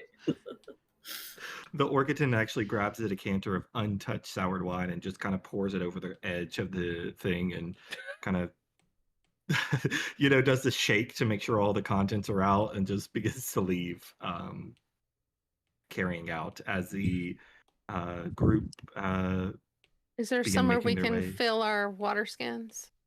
There is a fresh barrel of fresh water. Yes, that was provided Okay, for yeah. y'all. She'll fill her water skin before we head out.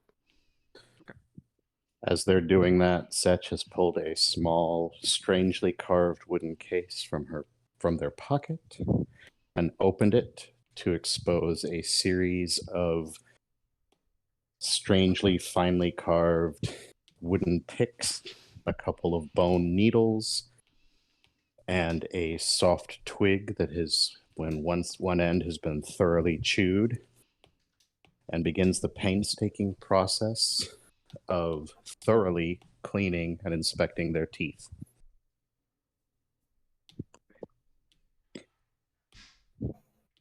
It's a good 10-minute process.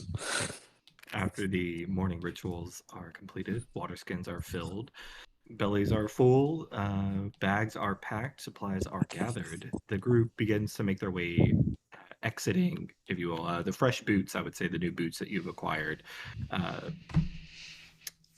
You would obviously put on, the two of you, as the six of you begin making your way out of the Urzen the city onto the ground level, which so you have to kind of imagine it, the Kimpaji, these Razorback tortoises, they don't stay standing, they actually settle into their shells into a resting position. So the edges of the shells kind of like go flat with the earth. So it just kind of looks, it's a little odd to see that all you do is kind of step on, like there's a little bit of like a staircase, if you will, like a little bit of steps that lead down, and then you're on soft earth. Like you can feel the soft squish of wet earth beneath your feet. If you were to check the weather, how far down is it from the? I'm assuming there's a slope.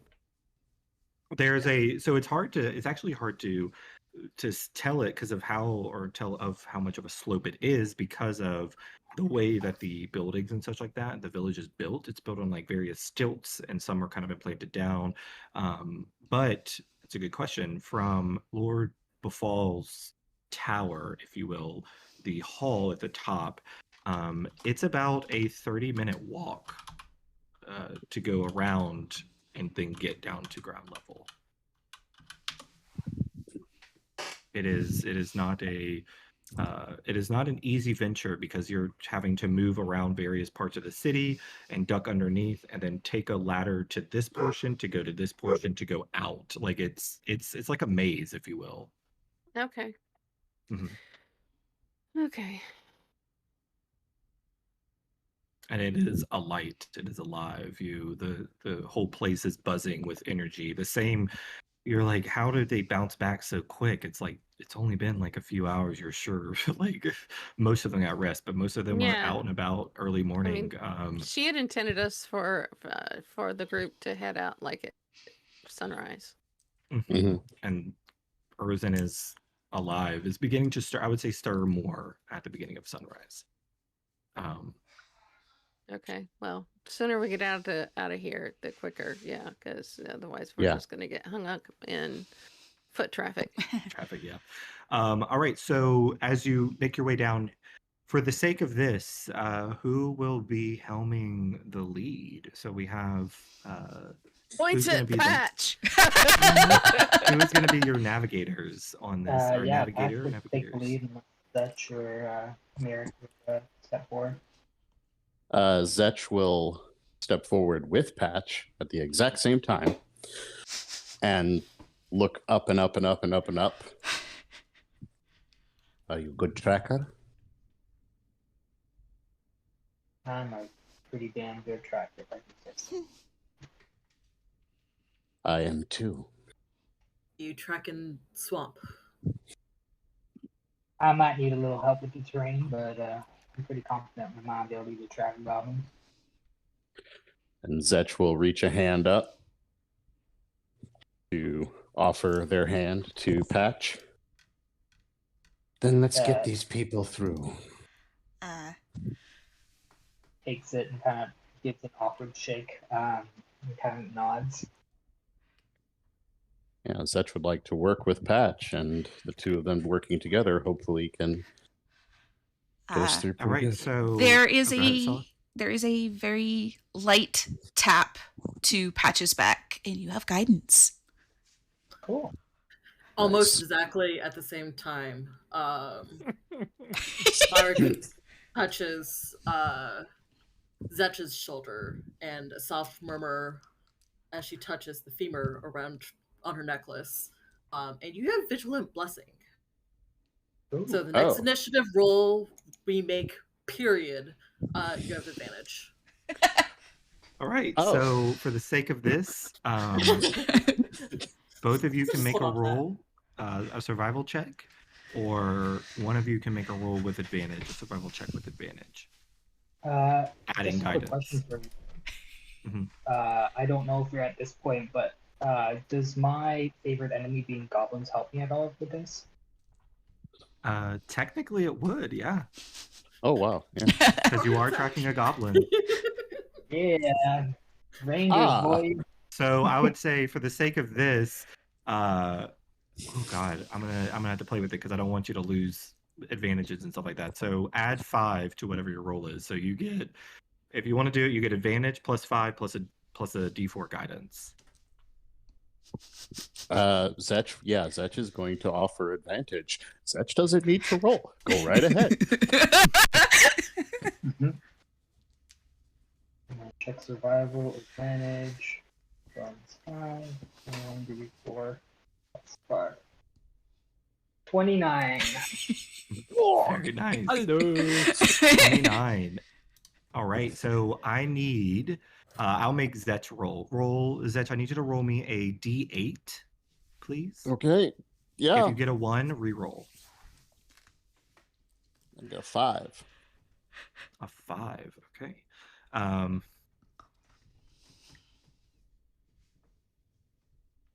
I reckon Patch could probably see Bilbara about now. So as Is that her over there? for the sake of this, as the first as it being traveling, Patch is definitely a different type of terrain that you're mostly used to. You've been in swamplands before, but Brokenville Marsh is its own breed, if you will, its own level of danger and such. You would know that the water it's safer to navigate outside of the water and move your way around, finding the driest patches and portions, though you will have to go through areas of wetlands that can submerge your feet and get you about ankle deep in various muddy places. You along with Zetch begin to make your way through the boggy wetlands, some areas covered with knee-high water that spread as far as you can see.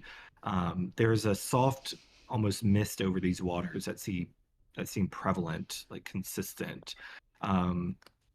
You spend, I'll say for the sake of this, you actually cut the time by an hour between the two of you as the two of you arrive, or you catch sight of what appears to be a lifted small hill of dry land with what appears to be stone buildings, 2 stone buildings. One is like a weathered guard tower that the top floors obviously have crumbled in a bit, and there's a small attachment of a small building to this guard tower, like like a first floor area.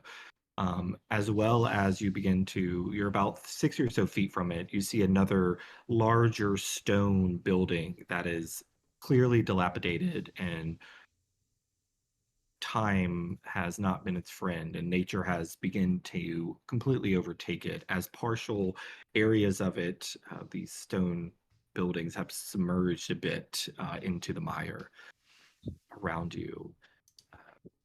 But you begin moving forward, you actually can see now there are what appear to be two sets, two sets of small goblinoid bare feet. That this is the first sign that you've seen of any other humanoids. This is after about 3 hours or so of travel.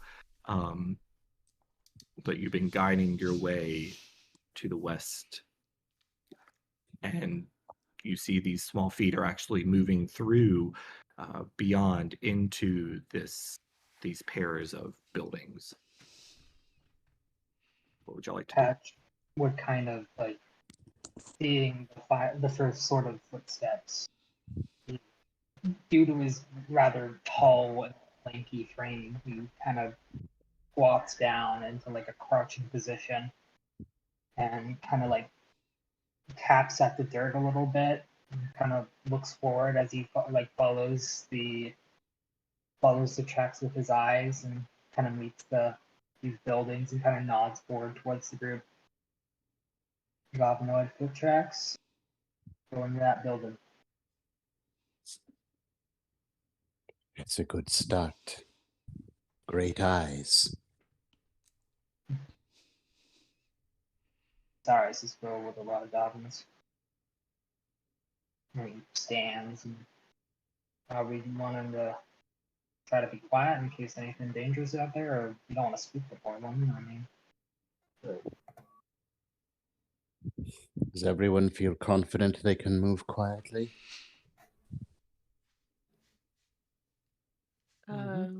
I think I can. You get a half shoulder shrug out of Estella.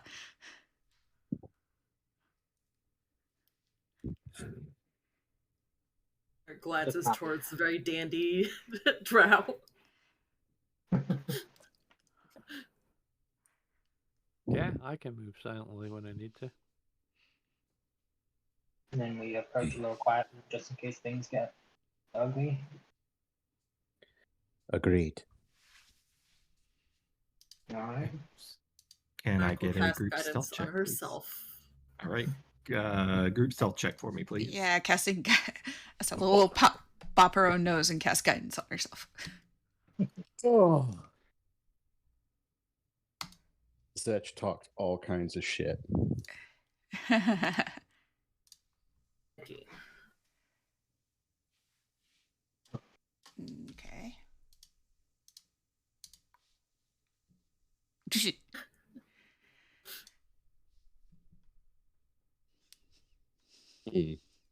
That's weird. So that's a 12. I got a 7. Oh no. I got a Well, 14. there was a half shrug there. I got a +5, but I rolled a 2, so. Let me try this.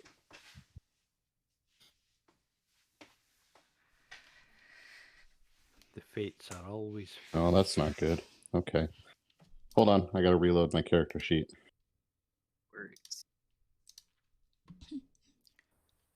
Yeah, cell coverage out in the boondocks is pretty rough.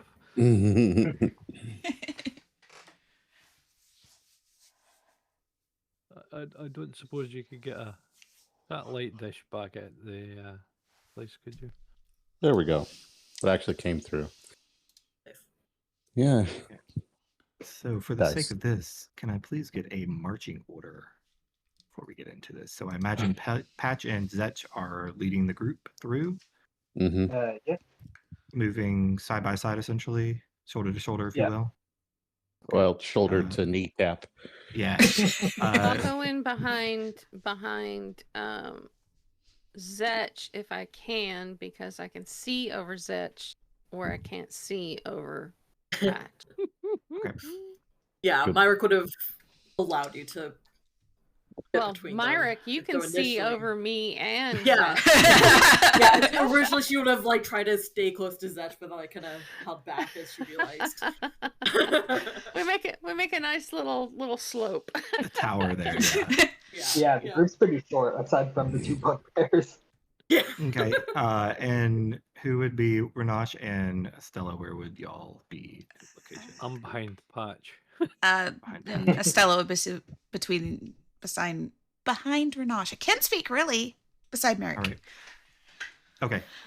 Perfect. So, for the sake of this, as y'all begin moving through so essentially there's a thoroughway between the two buildings. That the path or the footsteps that this goblinoid footsteps were leading through this pass. I'm going to provide you with a map. Oh no. Really quickly. Actually, I'm going to trade my map over. I'm going to need some initiatives in a second, but we will do that when we return from break. Just okay. And when we come back, there would be one thing that when the discussion about stealthing in, something that Shara would have done. So Okay. We'll address that when we come back from break. Sounds good.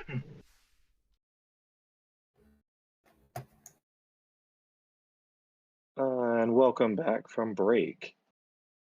All right, so as the group begins to move closer into these large buildings, the size, you truly begin to realize the size of these buildings. These are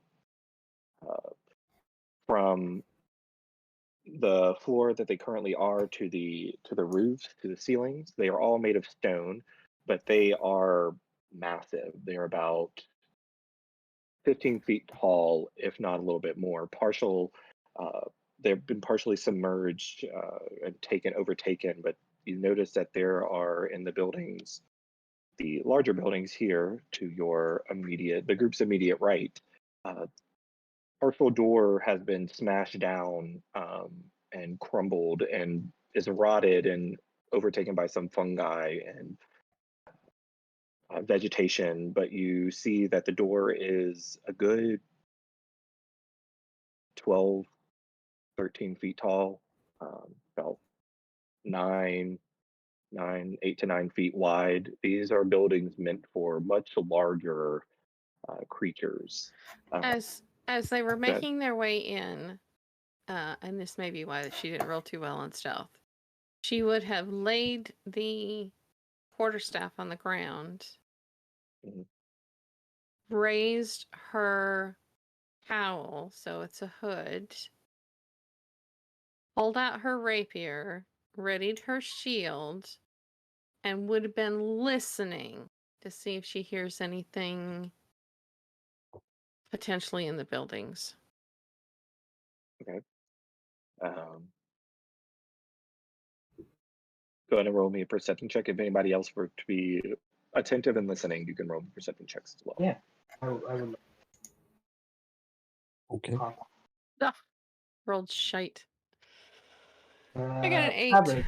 For me. Dirty Nat 20. 16. Okay. 24 all day. 15 for me. We just lost him. Uh-oh. There he is. Whoopsie. Exit out of Discord there. All right. So I'm not hearing anything out of the ordinary. all right. So for the sake of this, But anybody who rolled below a 14 and below, you will be considered surprised.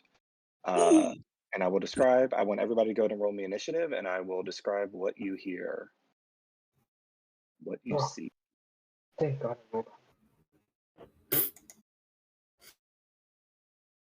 2 seconds. Zetch, as you as like the situation shifts a little bit, you can almost see, like out of the corner of your eye, a spectral figure kind of pointing you towards the direction of danger. That kind of helps you go a little faster in your initiative check. Nice. Then it disappears. Okay, so let's go. Everybody has their initiative rolled. Yep. Perfect. I will go ahead and start the encounter now. So, I For will the rely podcast. on. Sure. For the podcast, go ahead and read out your initiatives. That 24. Patch, 23. Renash, 21. Shara, 14. Estella, 11. Myrek. 9. Wow, look at that. That's the proper order that they go in initiative too. Crazy. Unbelievable. All right, so DM if someone can self-guidance. update Owlbear for me, perfect. So anybody who rolled below a 14, I think that is just Shara and Renash. Yeah, on our perceptions, yeah. All right. Yeah. As you are listening, you hear the others. You hear what sounds like sloshing of mud and muck coming from here, this opening to the south here, Myrick, that you're kind of facing down. And you hear it sounds like the churning and sloshing of mud. Like it's this wet, nasty slapping sound. And then you hear this like gurgle groan coming from in there. Starting off the combat is that. Okay. Shite. All right. Well, anything seen through the opening right now? From where Zetch is? No, it's crumbled. So that part is crumbled up to like a small hill. You have to climb it to kind of peer inside. You know what? That's fine. Zetch is going to take a step up the hill. Okay. And peer inside. I will reveal that. Give me uno momento. Por favor. Por favor. I gotta reveal some things for you before I reveal. All right, so you climb in. You see, give me 1 second. Climbing out of this mud pit, you see 4 things. 3 things. 5. Yeah, you see 4 things visually. So the thing in the middle, you could see that it's churning and whipping up, but the edges, you see these large humanoid bodies that are kind of pulling themselves out of the mud, covered in this sticky tar looking substance, and they're pulling themselves out and they're looking in that direction that you currently are. So that is what you currently see. One final thing also, as you take a peer in, you see suspended above this pit. You see there are what appears to be these threads that are holding aloft a body that is contorted in a gut-wrenching way, the way that the limbs kind of bend, and you can see protrusions of bones. The mouth is agape, the eyes are wide but empty sockets, and there's this black ichor that's dripping from the mouth and the eyes and the ears.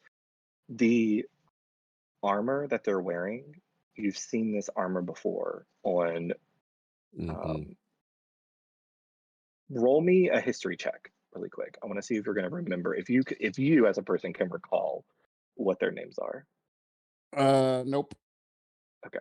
But you've seen this armor before. It's this dark metal that appears like chitinous, almost like insect segment. And you see that's what the armor of this individual is wearing. Okay. And they're suspended above this pit, dripping. This ichor is dripping from their mouths and their eyes and such. Gotcha.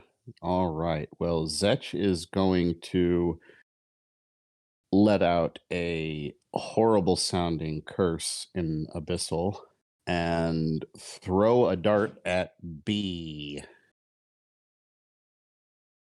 Okay, dart at B. All right. Oh, with a great big 15 to hit. 15's gonna hit. Yeah, they don't have high AC. They're just shambling out of the ground. Oh, technically they would be prone, so that would be a disadvantage. Going to roll me again.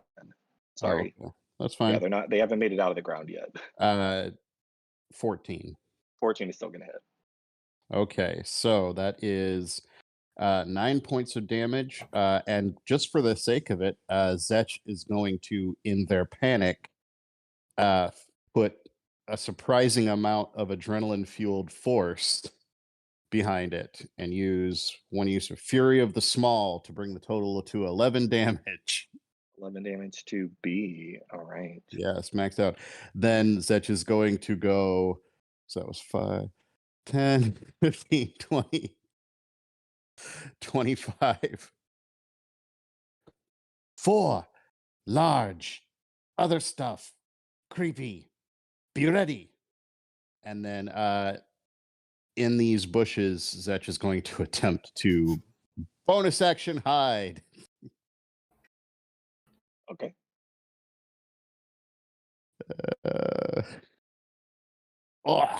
With a 14. Anyway, yeah. End That of turn. slips into the underbrush. All right. Patch, you're up. Patch is kind of seeing Zetch stumble in, kind of panic and throw a dart inside this building, and then announce that there's some creepy crawlies in there. Heal. I think I can see from here. Remember, he had to climb up a hill to see that guy. Yeah. I don't know. How tall is that hill? Can we see over it? No, you'll still have to, because of the angle, because Okay. you can't, yeah, the visual, you would have to. No It would problem. be- No problem. It'll cost you 5 feet of movement, like 5 feet of movement to climb up it. I'll use my bonus action. Patch mutter some words in that language I don't think anyone speaks. Draconic, aside from himself. And the tip of his arrow kind of goes a little blackened, and you can almost hear like a hissing sound. I'm going to take a shot at B. It'll be a disadvantage because they are prone. Yeah, no problem. How loud were you saying that draconic phrase or words? Just kind of under his breath. Okay. 12. Yeah, that's gonna hit. AC is All 8 right. for these guys. Okay. Just to let you know.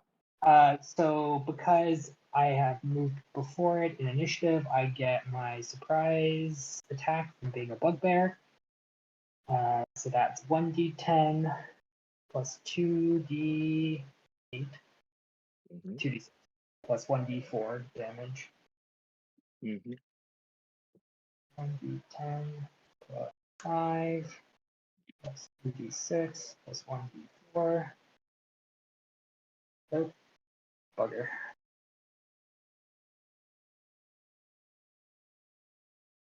Because it's a long command. That's 19 points of damage. That is 18 piercing and 1 acid.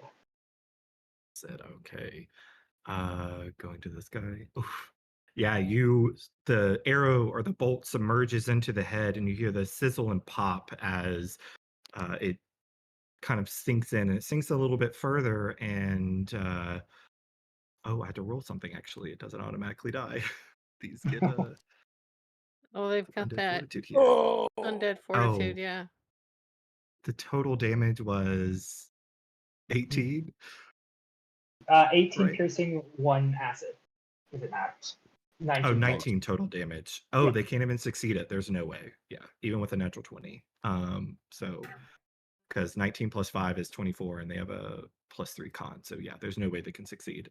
This thing just sizzles, and it begins to bury itself into the skull, the head of this creature. As it gets retaken, the earth begins to shift and undulate and pull it back into it.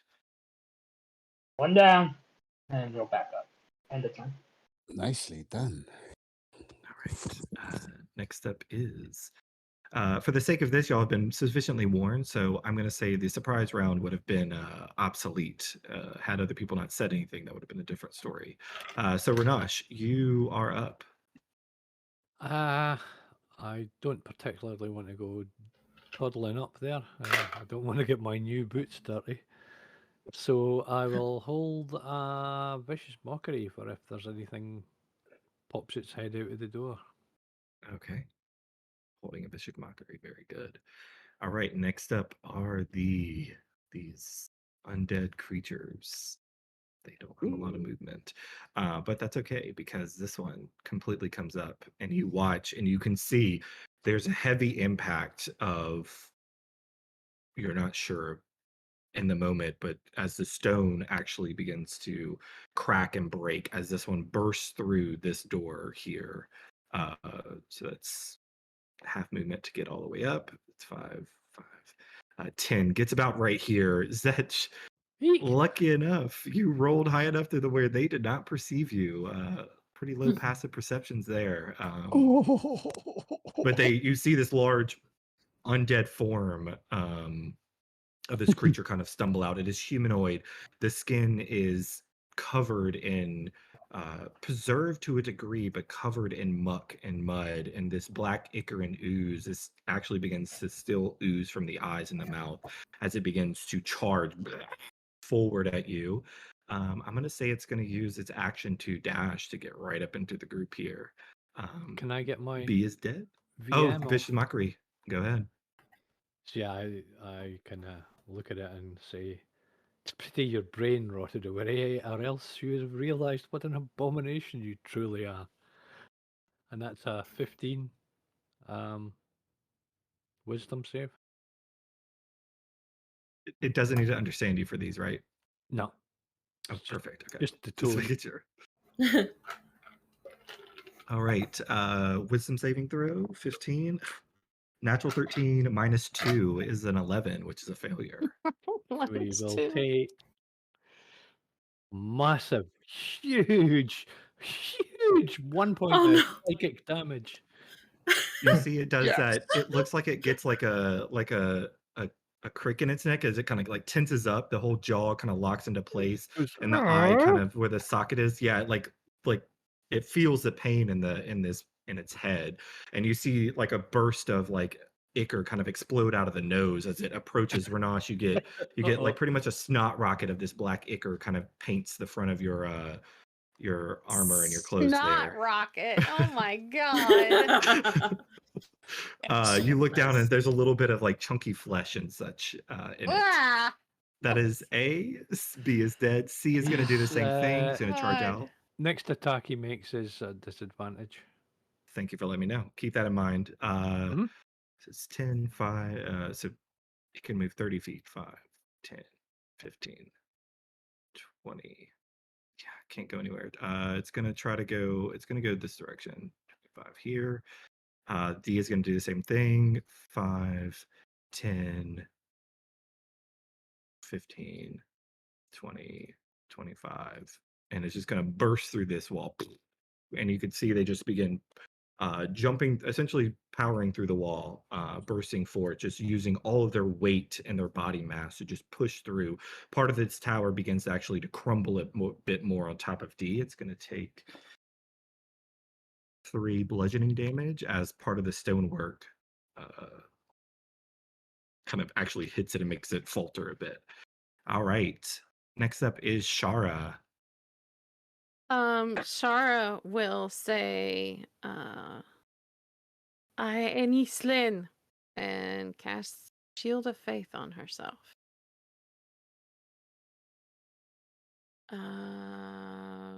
Which gives her +2 on her armor class.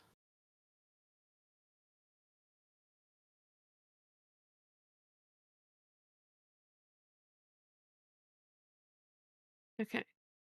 So she's got an AC of 21 now, and then she will step up to this one. He's not aware of Zetch, so Zetch can't give me advantage, correct? No, yeah. Yeah, okay. But she'll make an attack with her rapier. For a 24. Yeah. For 15 points of piercing damage. Piercing. Very nice. Yep. Gonna hold off on burning any other spell slots yet. If she doesn't have many. And Anything else for you, Shar? no, that's all she's gonna do. Right. Estella, it's your go. All right. You said this door was open. Yes. Can you see anything through it? I'll just reveal this side for you. Actually, I can do this really quick.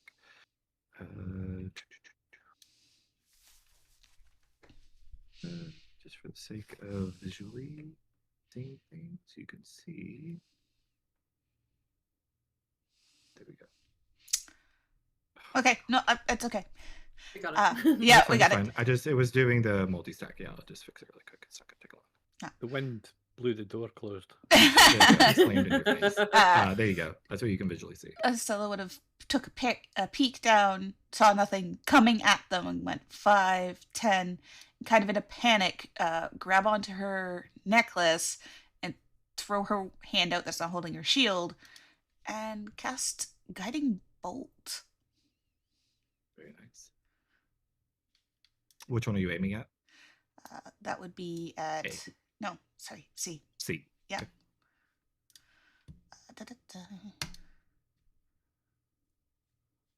19 to hit. Go hit. And 20 radiant damage. Wow. Oof. Big hit. What does your guiding bolt look like? Is it golden radiance? Is it? It would be a more of a silvery moon colored. Okay. So the streak of silvery condensed radiant energy flies over your head, Setch, and slammed powerfully into the chest of C. And part of the ichor and some of the from the face that is dripped onto the chest and stuff actually sizzles and burns away as this radiant energy just slams into C, kind of almost causing it to stumble backwards as it catches itself. It has like a nice divot of scorched radiant burn in the chest. It glows that same color. And the next attack on it has advantage. Beautiful. Anything else for you, Estella? Nope, that is the end of my turn. Myrick, it's your go. All right. As A had started to approach where Zarek had disappeared to, Mark started looking angry, and she reaches. Oh, Very nice. And she takes a swing with her warhammer, almost going over the shorter drow's head. Does a 15 to hit, 15 and hits. 17 damage. As Cool. that warhammer slams into the undead, radiant, silvery magic kind of explodes with the impact. Right. Oh 17. shit! Nope, you're right. Not advantage. Not advantage. Never mind. That was not one. Oh, did say right. not It doesn't A. have advantage. Yeah. That Never was, mind. C was... all right. Oh God, I didn't actually pull this up yet. Give me 2.1 seconds, please. Oh, That's a very specific. It's a melee attack, so you need to roll a d20. Thank you. Okay. Thank you. That's on my other computer. That is a 12. Yeah, I've got it. Okay, so a 12 is As well now. slip up. You lose your footing. Roll dexterity acrobatics check. DC 15 or fall prone. Acrobatics. Ooh. 6. You fall prone. As she swings over your head and realizes that she's about to, like, maybe hit you, she kind of adjusts and falls between the plates. All right. And you So hear you a are string of bugbear accented Curses. You and part of the, I guess, also the swampy floors and such cause you to your actual foot to kind of shift a bit. There, and you fall on your butt, kind of partially sinking into the wet earth. Anything else Bugbears for you? is goblin? Yeah, Yeah, they're Okay, goblins. cool. It's like a bugbear accent. The goblin. Myrick, I will say you didn't move, so or you could use your movement I to took stand 5 back steps, up. yeah. So she'll stand back up and look slightly embarrassed and pissed off, even more pissed off because she's embarrassed. All right. I mean, the poor girl's blind. We can't really. she's trying. All right, y'all. Those of you, everybody at this point, would see part of the shit. what if looks like a moving wave of thick tar like marsh floor and such like that begin to kind of roll out and slither past and kind of consume some of the stones and such. That was 15. Check.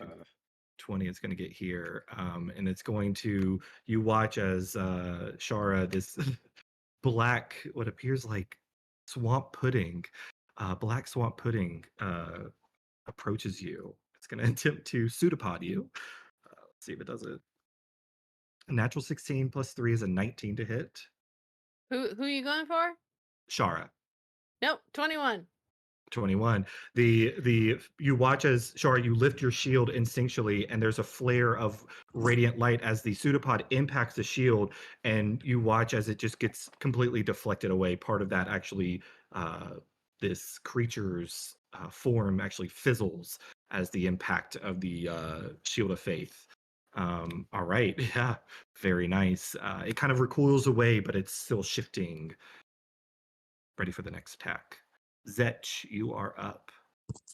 All right. Zetch is going to bring from concealment, moving here.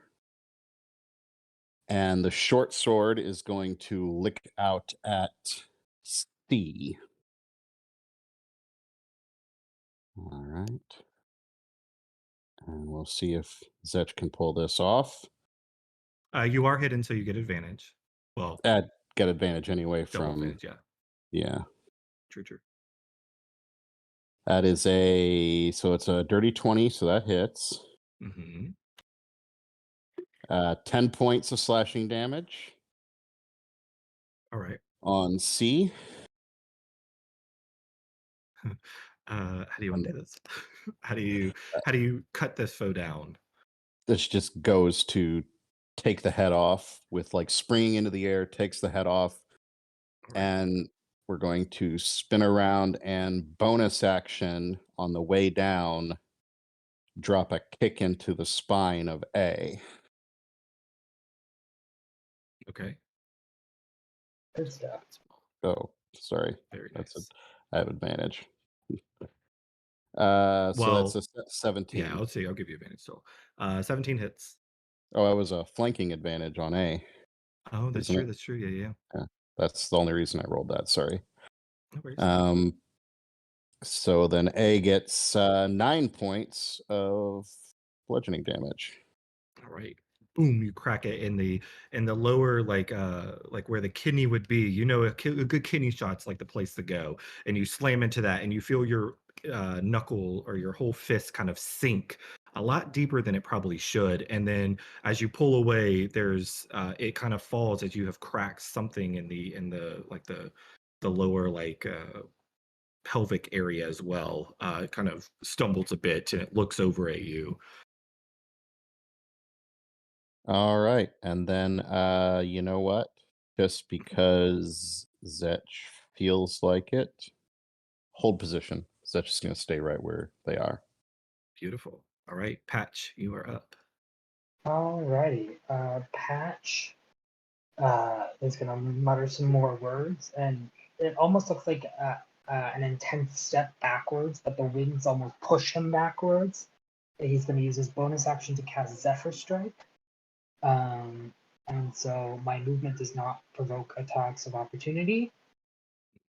And he's gonna kind of, with the wind, kind of shift as the crossbow comes up, and he's gonna shoot at this living blob.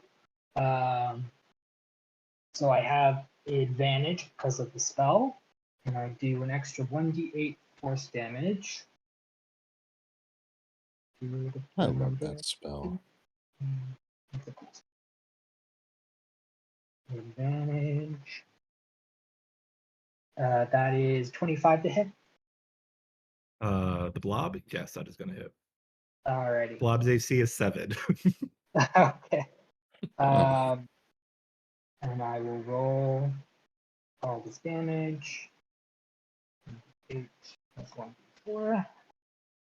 So that is 10 points of piercing, 6 points of force damage, and 2 points of acid damage. All right. Oof. Mixing it up. Piercing. What was the other one from piercing again? One more time. Piercing, force, and acid. Force. Okay. The bolt impacts in. Yeah, but The acid kind of seems to bubbles and dissolve it this seems to thing. get dissolved. The acid seems to get dissolved into the moving form. The acid doesn't seem to do any damage to it as your crossbow bolt gets consumed by the. Okay, I'll mark that down. That sucks. Of course, I choose the one. Worked for the other guy. Anything else for Exactly. you, Hatch? That'll end my turn. All right, Renash, it is your go. Getting caught somewhat up in the Zephyr, Ranosh goes backwards Okay. and fires a short bow at A. At A, all right. Ah, That's the sound of the Zephyr. yeah, hits like a truck, train, whatever. It's the Kabaji in the distance. Very, very That's a distant. 24 to hit. That hits. Rolling really well. Nice. And that's a 10, 6 plus 4 maximum. Whoa! All right, Renash, how do you do this? Yay! You fired a snot rocket at me, you cad. He's very irate. He's look at my new boots, damn it. You take a shot at it. Right where the snot rocket came flying, your arrow pierces through the nose and embeds itself deep, and the creature falls forward, and you see the tip of the arrow protrude just enough out the back of the head. It is dead. It falls dead. You can keep Oh, wait, that. I actually, don't want just it kidding. back. Undead Fortitude, it It does not pops make it. back up. I rolled a It 1. does what? Undead Fortitude, I rolled a natural 1, so Oh, okay. forget these guys have that. Oh, that means his mate dies as well. Oh, yeah. Yeah. Right, residual. Anything else, Renash? Yeah, I'm done. All right. That only leaves D, who is the only guy standing. He's going to charge forward, just stepping over his friend, and going to take a swing at you, Manners. Shara. Yeah. For a 7 to hit, No. gonna miss. And it is it's gonna say put. Shara, it is your go. Well, she'll return the favor to him. And stab with her rapier.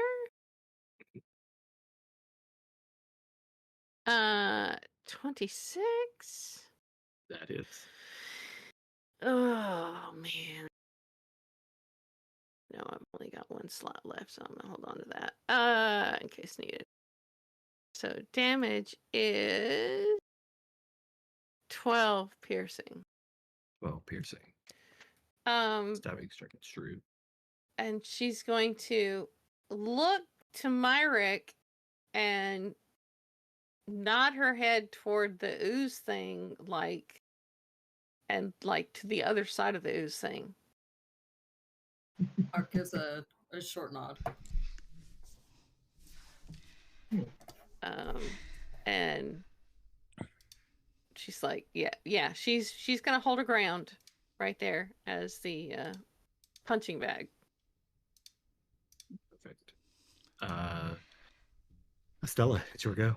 Well, Estella doesn't like that, and realizing that she just did that spell, didn't realize what it was, she grasps the necklace again and thrusts her hand back out towards D. And casts Guiding Bolt again.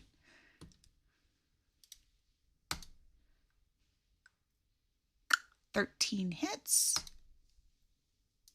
It does. Yep. and that's 10 radiant damage.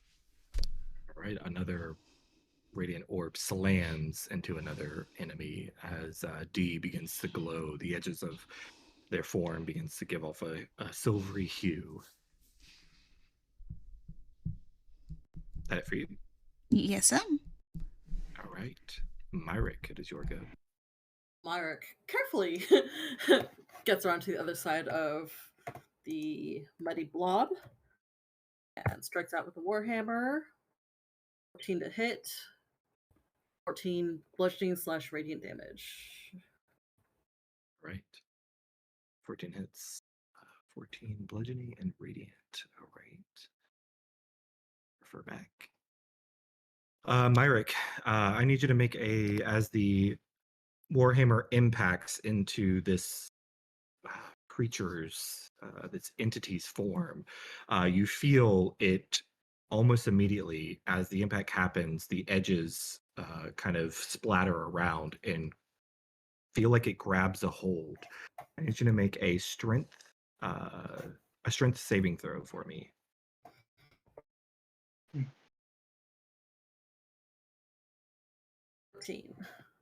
13.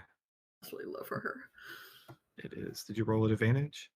Because Yeah, I'm you're pretty sure raging. you're raging. Yep. 24.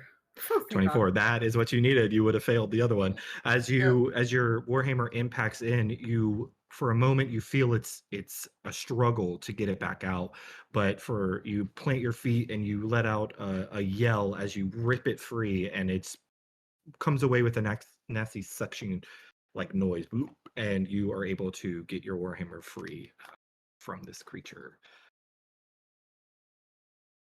Anything else for you? All right. No. In a Okay. turn. It is the creature's turn. You just hit it. It did not like that. Shara, you will get an attack of opportunity on this creature as it begins to roll its massive form over and try to attempt to consume Myrick. Oh. My. Sorry, yeah, you can make attack of opportunity if you would like. 25. 25 hits. Bollocks, and I'm gonna do it. That's 11, and I'm going to do my Divine Smite and expand a spell slot. Is this an undead thing? It is not, no. Okay. So I get to add 2d8 to the 11.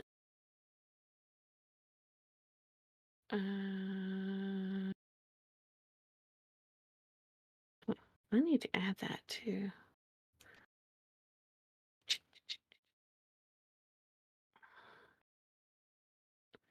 Oh, shitty rolls. So that's 14 damage total.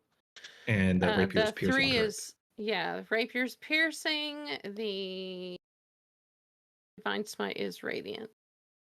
All right. The glow from the shield envelops the rapier for a moment as you sink the rapier in. As it moves away, I need you to also make a strength saving throw as you feel the rapier, as it penetrates that's deep not into good. it snatches a hold. You need to beat a 15. Nope.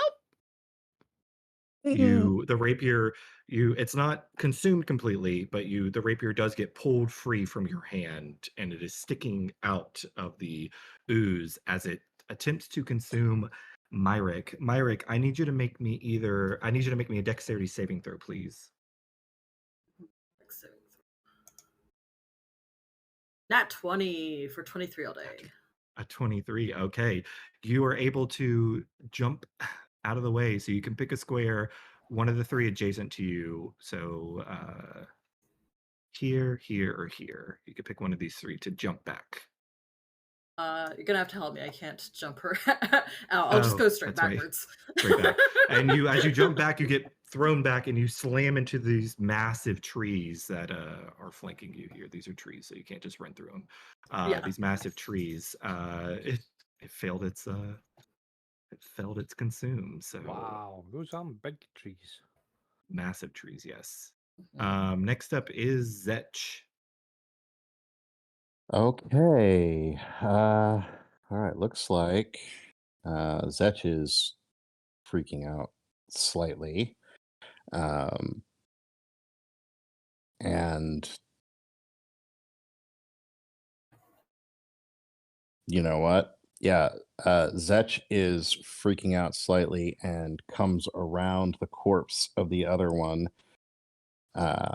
There's like a moment of concern from Mirik, and as they come into view of the creature, Zetch kind of squeals out in this sibilant language that is pretty sure no one else can understand, but if you speak the deep speech, you get it.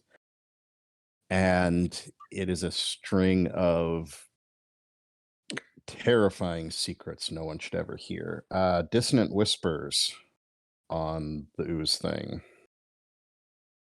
Okay, does need this? It is a wisdom saving throw. Don't think it's gonna make that with a -2, but I will see. It could. Natural 8 -2 is a 6.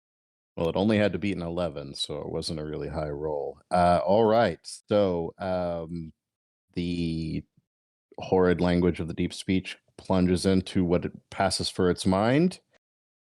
And it takes,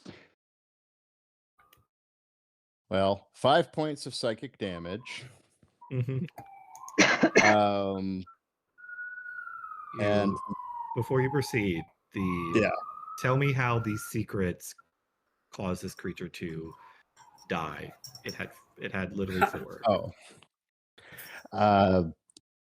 It becomes aware of a terrible hunger reaching forth from a place of existence that is antithetical to geometry and the understanding of spatial awareness and the reality of the physical world it represents, and realizes for a brief moment before it just dies and ceases life that there are darker and more terrible hungers in the universe than its own.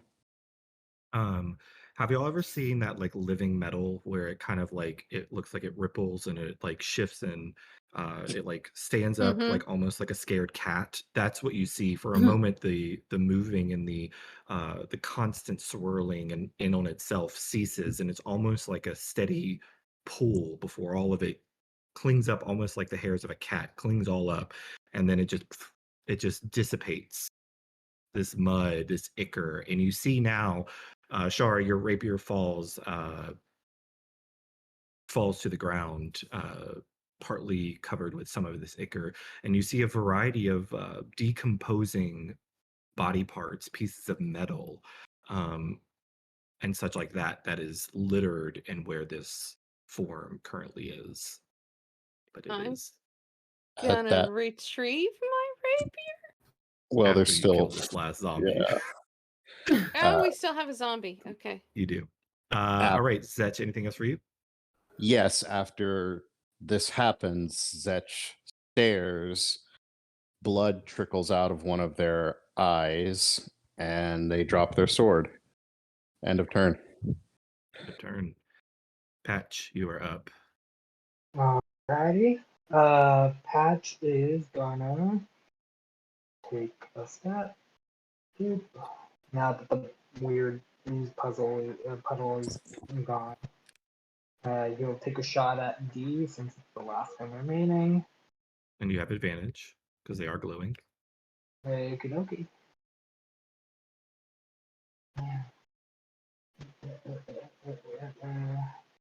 Advantage. 15. 15 hits. Okie dokie. And I shall go damage. That is 9 points of piercing and 1 point of acid. Right. Patch, how do you do this? How do you finish it off?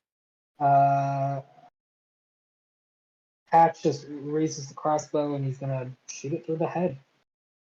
As it pierces through, you watch some of the head bubble and fizzle, and under the smell of like acrid smell, but also rotting flesh, consuming flesh begins to fill your nostrils, Shara, as this form falls at your feet.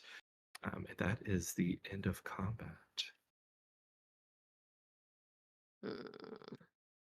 Mark starts slopping off the ichor off her clothes. Estella cautiously yeah. walks over to this door and peeks around the corner. Shara's gonna grab up her rapier and like wipe it on the ground, on all the ferns and stuff to get rid of the ichor off of it. Hopefully. Yeah, you are able to clean it free. It did not.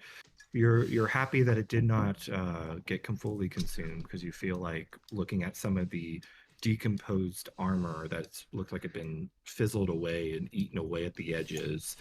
You feel like your rapier wouldn't have lasted. Wouldn't have been a good thing had it been completely consumed by this creature. Patch gonna grab the arrows that are still usable, or the bolts that are still usable. I know one. I'm gonna say, for the sake of the damage you were doing with acid, it would have eaten away the tips of these. Fair enough. Yeah. Fair enough. For the okay. bolts, for the sake of this. So Yeah, I would say no that's problem. something you would have known. You would remember. You'll start to recall that. You'll pick up what these certain traits with these special additions do. To Yeah. No worries. bolts That makes total sense for sure. Okay. All right. Yeah, Ranish is also pulling off fern leaves and wiping the snot rocket off them. Filthy. Is that Not rocket. there was someone struggling at the top of this, right? Are they making noise? They were not struggling. It was the body. No, They're just dead. They hanging. were dead. Okay. They cool, were yeah, hanging okay. over with the same. Gotcha. This. Well, I'll describe it if y'all take a look.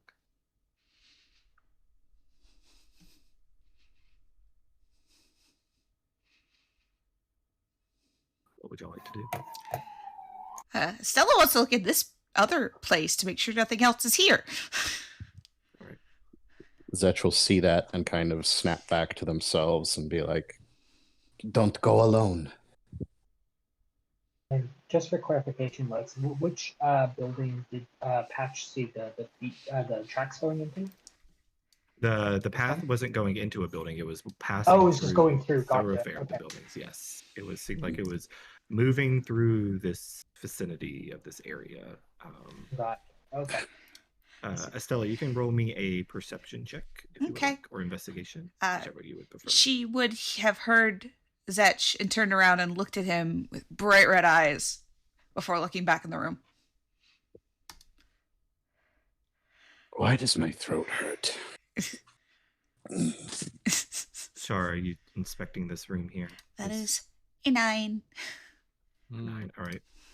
You feel this room is, or this building is, there's no mud pit, which is good. There's some old, what appears like a fallen in roof that has collapsed on like a table of some sort has been flipped over. You're not too sure, but most of this interior has been like emptied out. But you get just standing in here, you get a sense that whatever lived or resided in this area at some point was much larger than you. Was it much larger than the zombies? Taking a look, you're like, okay, yeah, they probably could have lived here. This probably, in size wise, in their previous life before they're undead, they probably comparably, yeah, they would have fit comfortably probably in this area. Okay. Yeah. Tara wants to have a look in the building that the ooze came out of, and look at the body. You see this like still partly the mud pit that is there still exists, but it's no longer churning and moving. And it's the lip, like where the lip of the mud pit is considerably lower. You imagine that this entity, that ooze entity, had displaced a lot of surface area for it. But as you look up at the display, you do see that there is what appears to be a drow lineage getting a better look. The ash colored skin, the pale white hair, long hanging kind of down over the face, but you can get a look at the face, the hollowed eyes, the mouth open, the nose, all of it dripping this black ichor. The armor that they are wearing, that she is wearing, is Aurora Watch. You know immediately. The style of the armor is a higher ranking Aurora Watch member. Oh, shit. You see there is a sheath, or there's a sheath weapon that hasn't been taken. It's still sheathed in the sheath. It is a long sword, and those are just for you clear indications of high ranking. But as you look at the individual, they're suspended about 10 feet off the ground between parts of the threads. Yeah. And then you take a good look. It glistens. It's white. Reminds you of spider silk. The body is exsanguinated. Oh my God. Exsanguinated. Yeah. Exsanguinated. There it is. I definitely misspelled it. That's why. It should be a U there, right? Thank you. Yeah. With intricate carvings that litter the visible skin. Looking around, do I spot any spiders or any webs further up that looks like there might be a creepy crawly hanging around? No, you do not. Just there's no other place that they could be hiding because essentially what is blocking most of the light is the trees, the canopy of the tree, but of this tower portion, it's empty. It's exposed to the open air above. And also the webbing designs and how this doesn't look like a natural form spider web. It looks more like I'll say for this, it looks intentionally done. And the way the body's slightly angled, with the legs protruding up and the head and the face aimed almost directly to the center of this pit, it was done with a purpose, a reason. Zvetch is gonna move in, and what do the symbols mean that are etched into the body? You can roll me a religion check. Anybody who wants to try to ascertain what those are. Do they have meaning? No, they. That's actually a valid point. Yeah, sorry. No, not for not for that purpose. Gotcha. Okay. I got an 8. Okay. Well, let's go ahead and roll this skill that Zvetch does not have. You can still roll it, yeah. Yeah. I'm suspicious of 5. No. Children of Malice. Would I get any advantage on? Sure. I will say with the life you've led, go ahead and roll with advantage for this. Anybody else who's proficient in religion can roll as well. Fuck no, 8's the best I got.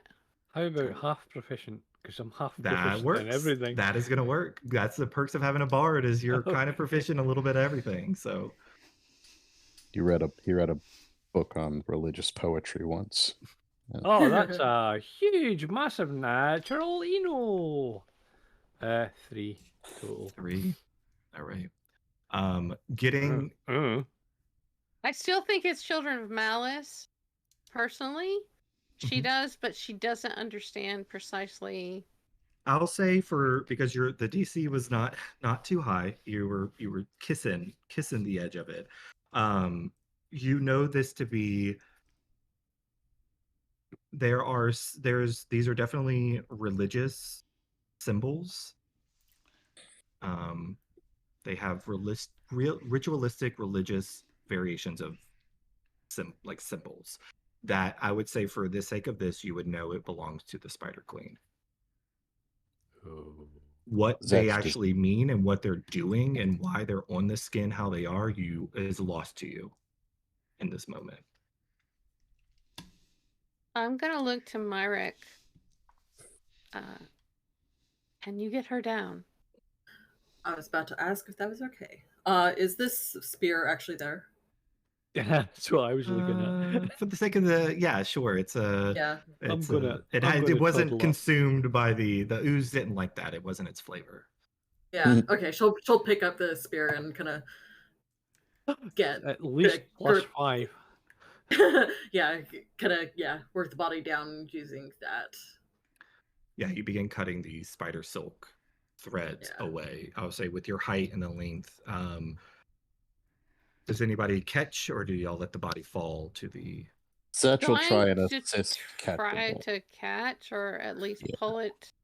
That's fine. Y'all, I would say logically, as Myrick cuts parts of the legs and such, it swings down. The body swings down enough to where y'all are able to catch the body, and it's the uniform looks ill-fitting because of how lacking of the insides this individual has.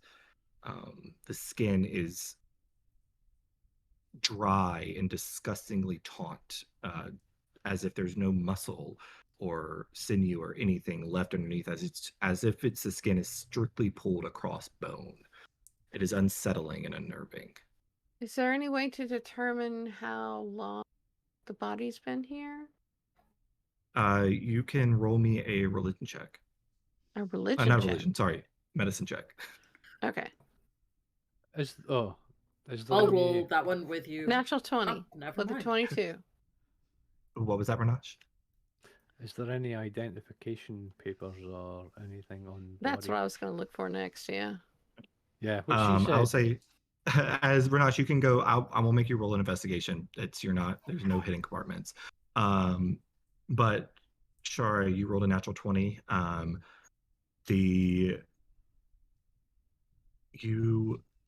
You're unsure. What leaves you perplexed is that nothing natural there's no cuts aside from the carvings on the skin. Those don't look like they bled too much. Like they looked like they were just skin deep enough. Like there's blood and such, like dried blood, but there's not enough of it to be like, yeah, it definitely didn't bleed out from that. And visually, the way the black ichor goes, it is coating the whole inside of the mouth, and the eyes are completely gone. The nose filled with this black ichor, which was still leaking. It's still a little wet and moist. The closest approximation that you can make with a natural 20 is 2 weeks, maybe a week and a half. I know she's going to be difficult to ID because of the sunkenness, but do I recognize this body at all? Any insignia or anything like that, or any jewelry, any signet ring, anything? As you begin looking through, the armor is beautiful. It's untarnished. I would say with Ranash as well, because Ranash was indicating looking for things y'all kind of piece together, but you do find on the left ring finger a simple silver ring And as you easily pull it free, it looked like their hand was clutched in a fist as you kind of wrench the finger free, kind of breaking it a bit. You pull the ring out, and on the inside band in Elvish, you see TV and LV, souls forever bound. Fuck. Tardria. Fuck. And yeah, she basically says that. Yeah. Yeah, she starts cursing. Do you know this person? That would get Estella's attention. Yeah. I am Damn. sorry for your loss.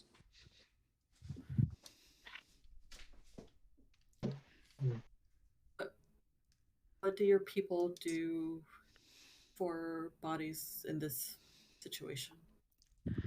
Would I know the best course of action to stop the whatever's being done on this body? Would like burning it or burying it or what?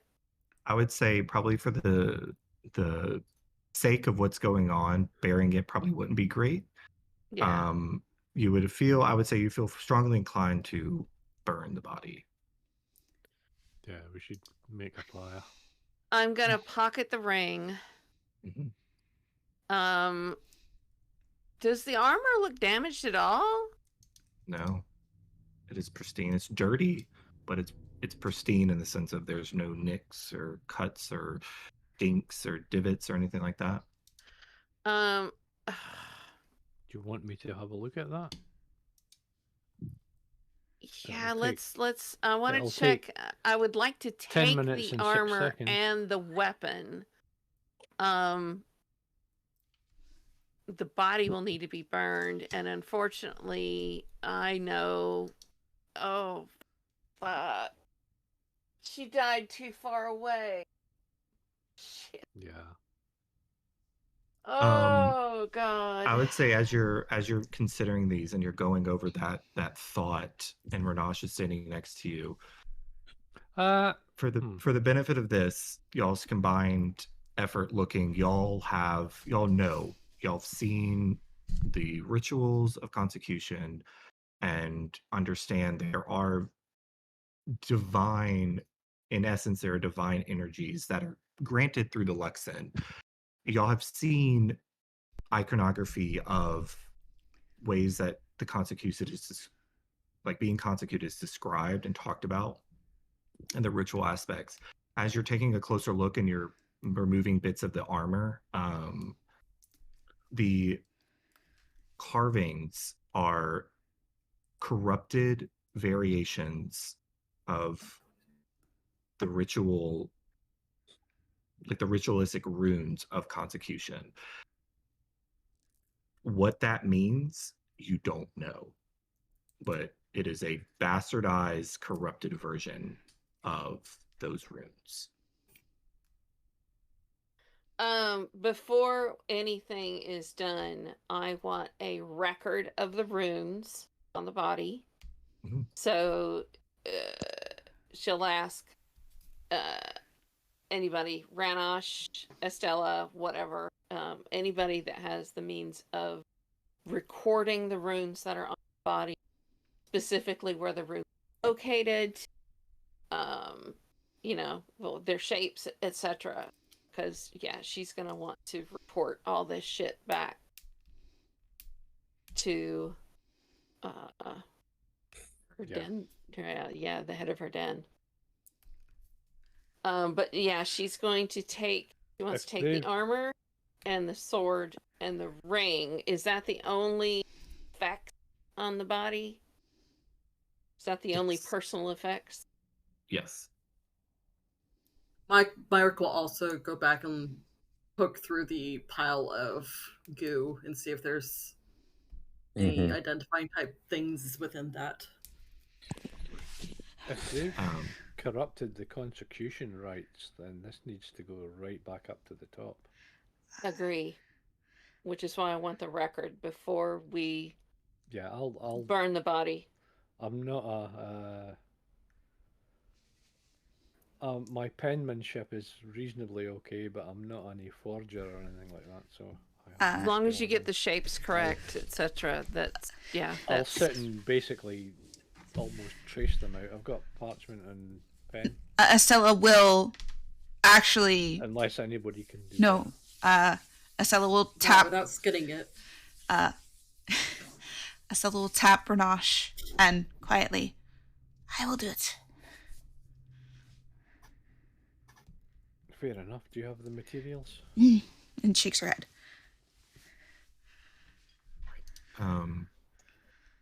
Myrick, as you were picking... Go ahead. Sorry, Estelle. I figure rather than writing, jewel crafting would be something more along the lines of sketching out things. I'll say with y'all's combined effort, if between Renache and Estella, y'all can take time to we'll ensure y'all get an accurate depiction of each rune and where it's located. Essentially, Estella, you drawing a, one of those outlines of a body, and then you can indicate where each of the runes are on the body. I would say you're smart enough and well equipped enough to do that. It will take you some time because it's littered with these runes. Before they start, knowing that Shara probably will need time while they do this, she will whisper to Shara again, didn't she have a partner? Yes. Yes.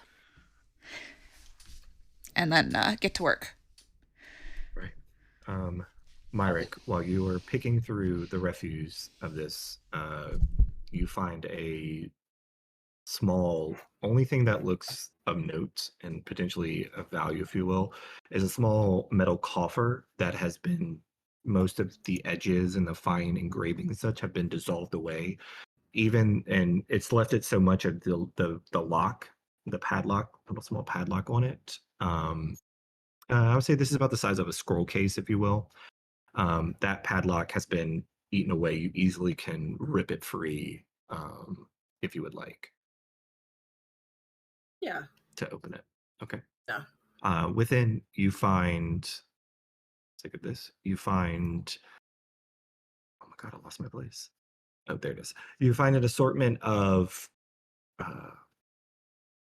partially eaten away and moldy, mildewy scrolls. But sitting on top of that, you see what's kind of sitting on the other edge, but on top of the scrolls and parchment. It's a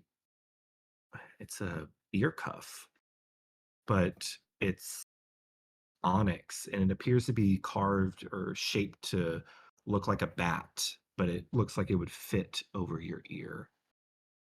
The eye and the fangs would kind of sit. It looks like it would be awkward to put on, like it would sit like on the ridge of your ear, the top area of your ear. But the fangs and the eyes are vibrant rubies.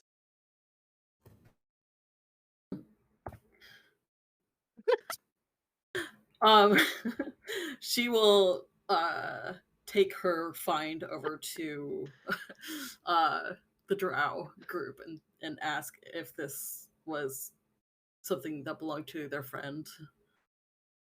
Okay. Returning to y'all in a moment. Zetch and Patch, are y'all doing anything during this time that the Drow and the Drow group is doing anything? Patch doesn't want to wander far, but Patch is gonna just kind of take a look at try to see where roughly in the area that if they can follow the tracks to see like if they continue or if they stop, that sort of thing. Right. Roll a perception or investigation. No, survival. This will be survival. You're looking for tracks. I'll do survival. Do I still get advantage? Yeah, you'll get the advantage. Not the +5 anymore because you get the advantage from that. While you're rolling, Zetch, is there anything you're doing? Yeah, actually, as Zetch is moving through, they're gonna start just searching the rest of this building And in the process, they'll kind of like start kind of half-heartedly dipping their hands through the mud pit. And as they do so, the mud and is going to just start moving aside away from their hands. And subconsciously, Zetch is molding earth to search the mud pit. Yeah, as you begin doing that, you don't find anything else within the mud pit. Most of this looks like it was like that, just a sinkhole or a Just a mud pit sinkhole, here. yeah. But as you're looking around this other area here, looking through, roll me a perception or investigation check. All right. Your choice. Let's see. Well, it's more than likely going to be perception because Zetch ain't too confident. So 21. 21. All right. Starting with you, Zetch, you see that there was movement here. Disturbed earth and disturbed dust that has been relayered with dust. It looks like with that, there was about 3 people, and there was something that moved. It's odd to see it, but it's like small pinpricks of movement in the dust, but there's a lot of them. And I would say with that, roll a nature check for me. Okay, I'll give that a shot. 9. 9. Yeah, you're not sure what that is, but there's a lot of little pinpricks of something, pinpricks in the dust that has disturbed some of the mud and the earth. There are like little pinpricks all over the place alongside this group of 3 individuals. I would say with your roll, you can ascertain there was a larger booted individual and then 2 smaller booted individuals. Okay. And they seem to have made rest or made a camp or something within this area. So Zetch he's will. finding tracks? Yeah, Essentially like residual leftovers of someone had used this space that Zetch is in as a place of rest and are moved around within that space. The earth and the stone has But been not disturbed. bodies. He's not But finding not bodies. bodies. Okay. Zetch is going to move over to Shara. I do not mean to. Sorry. I do not mean to disturb your grief. Did this one have traveling companions? Boofle said that it was there were 3 of them. The other 2 may still be alive because there are signs that 3 rested over there in that portion of the room. Likely that's when they were attacked. But the other 2 look to be alive, look to not be here. We can hope that they're still alive somewhere, but if these Lothites have them. Zetch is just offering up the confident nod of someone who has no idea what you're talking about and isn't going to ask further. Yeah, Myrick is also blankly staring. Patch Under her breath, she's going to say, I've died at their hand in the past. And then she'll continue working on the body to remove the armor respectfully. And Zetch will just go join Patch. Zet, you would find Patch. Patch, you were looking for these tracks. You do catch the small goblinoid footprints moving. And as you, with your 26, that's a pretty damn good roll. And with your knowledge of goblins, this goblin was moving, their pace slowed and they moved with purpose, slow but with purpose, as they reached this area and continued moving along through the building, moving down. And you see that they begin to they disappeared to the south here, going further south. But as you catch sight of those footprints, you see another set of booted footprints that are actually converging. Those footprints are booted. There are 3 sets. And there's also what appears to be, again, an assortment of pinprick-sized holes in the ground. Go ahead and roll me a nature check. Size holes. That's really tiny. Sorry, that was a nature check. That was a nature check, yes.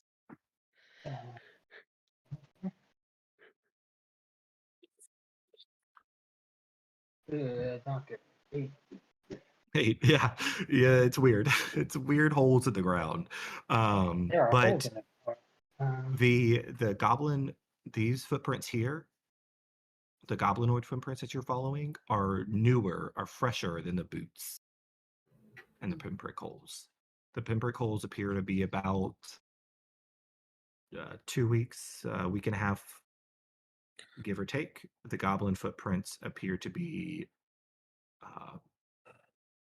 last couple days, but they Pinprick converge into the same holes. space. Would I have Like- encountered any of these like pinprick holes in my past as far as dealing with children of malice? Does that ring any bells? If anybody relayed that information, I would say for the sake of this, you would know pinprick holes are potentially the tips of spider legs moving Okay. and scurrying along.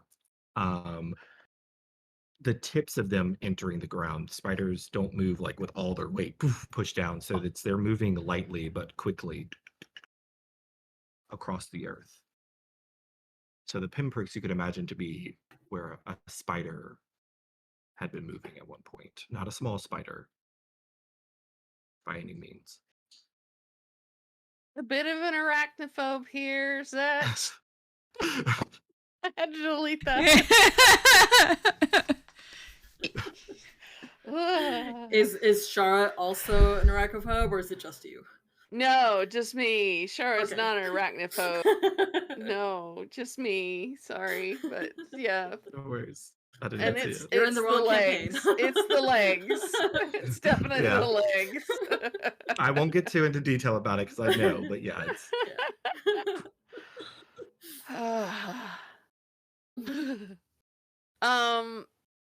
Okay, so definitely Children of Malice, and definitely the whole group encountered them.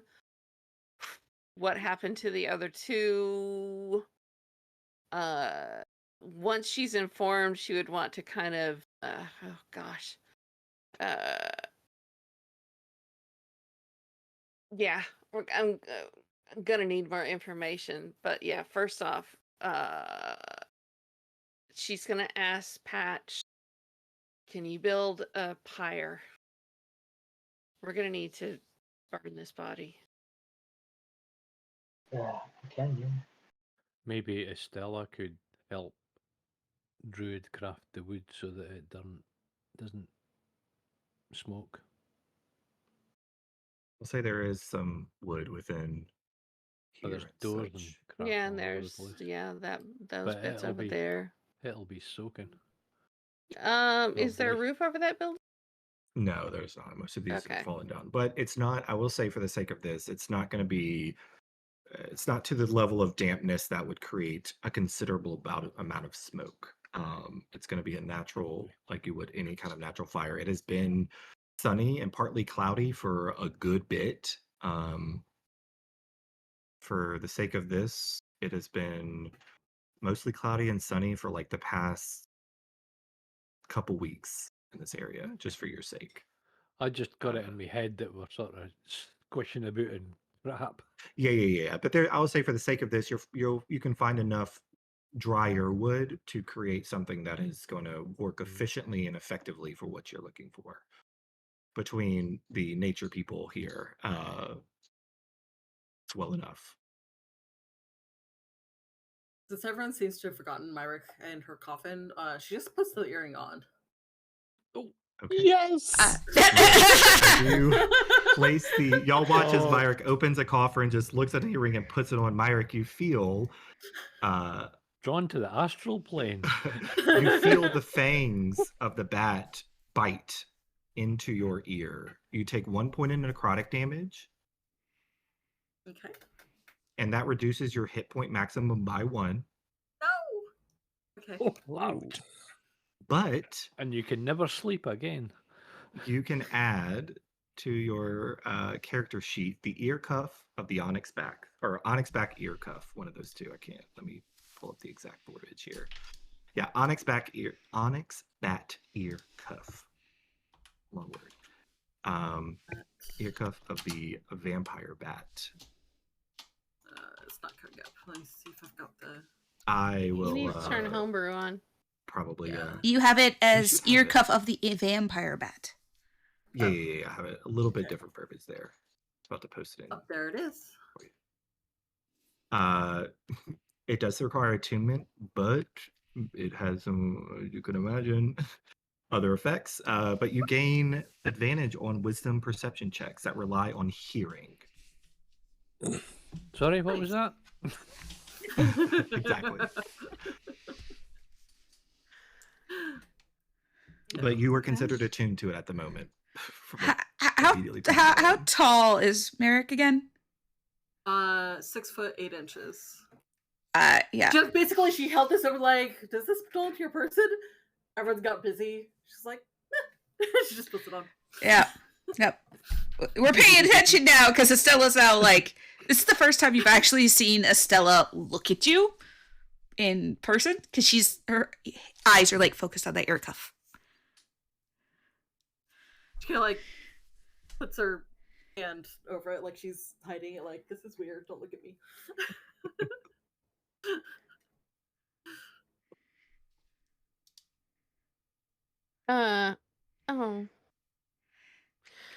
Well, we're actually at our stop time. Yeah. I was going to end it on finishing up this area. Yeah. Yep. Yeah. No, as soon as Myrick puts hand over the ear, Estella's eyes avert, drops down from her tiptoes and like shuffles away. So for the sake of this, Renash, do you, I would imagine as y'all are getting the pyre created for this body, Renash, you take time to identify the armor and sword potentially? Mm-hmm. Can do. Okay. The armor is considered Elven Chain. It's a variation of Elven Chain, but for the stats, if you will, for the item, it is an Elven Chain magic item, if you will, if you want to add it to your character sheet. The sword is not magical. The ring radiates a faint divination magic.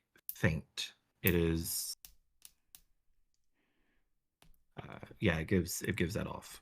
But there's no. Oh, no, you're doing identify. For the sake of this, the ring is the divination magic that is attuned to the ring is tied to another ring. The best way to kind of describe it is there is a link between this ring and another ring or another item. I'm guessing, given the inscription, that it would be the other set of initials that's in there. But you would imagine so. And you said that person's name was Vrista? Lystra. Lisstra. Elistra or Lystra.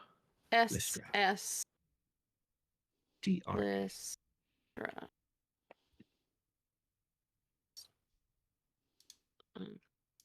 There. Vren. Okay. Sounds like a mouthwash. Mr. Vin. All right, as the group gathers up the pyre. Yeah, I'll relay the information about the armor. That's probably not going to be any good to me. So, Actually, well, yeah, maybe. you become proficient while you wear it. Yeah, I'm not going to be going toe to toe with things, so I'm thinking other people would make. I will better let use y'all of this. discuss this. Yeah, we can discuss the who, if anybody potentially wishes to wear it.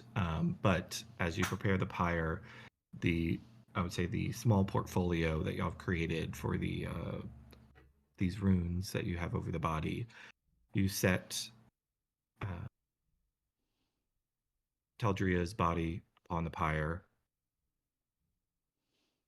offering up any words, soft prayers. Char's To not the going to Luxon. say anything to anyone, but yeah, she has her own thoughts, and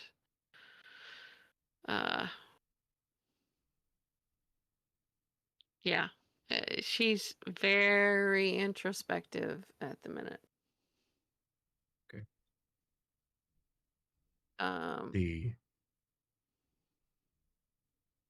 Good. No, yeah, that's the ring is the most weighty thing that she's got. Sword. Does the sword look like it's got any family markings on it or anything like that? Not family markings, but as you get a good look at it, it is the same sword that she wielded in her previous life. It is something she's been carrying with her for very, very So long it's time. distinctive enough that someone would recognize it?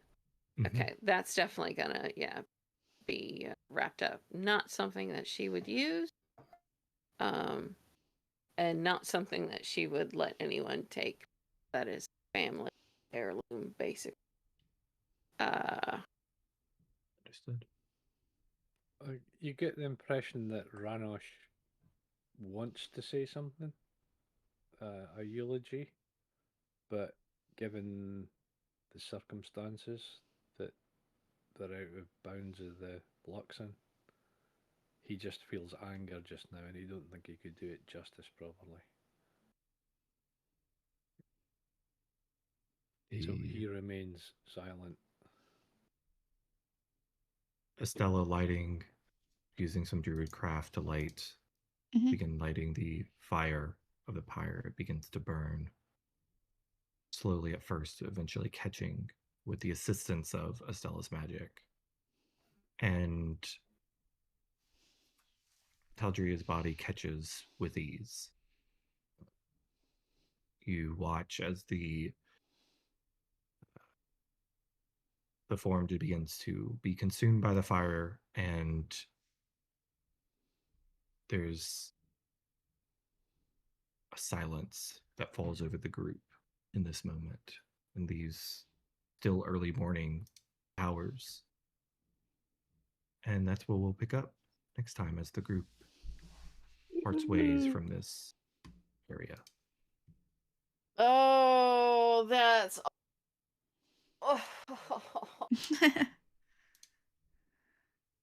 Oof. Oh. I I guess we gotta should go say out. good night. Good night. Good night. Good night. Good night. Thanks for listening. Join us next time as we continue to follow along our group. See you then.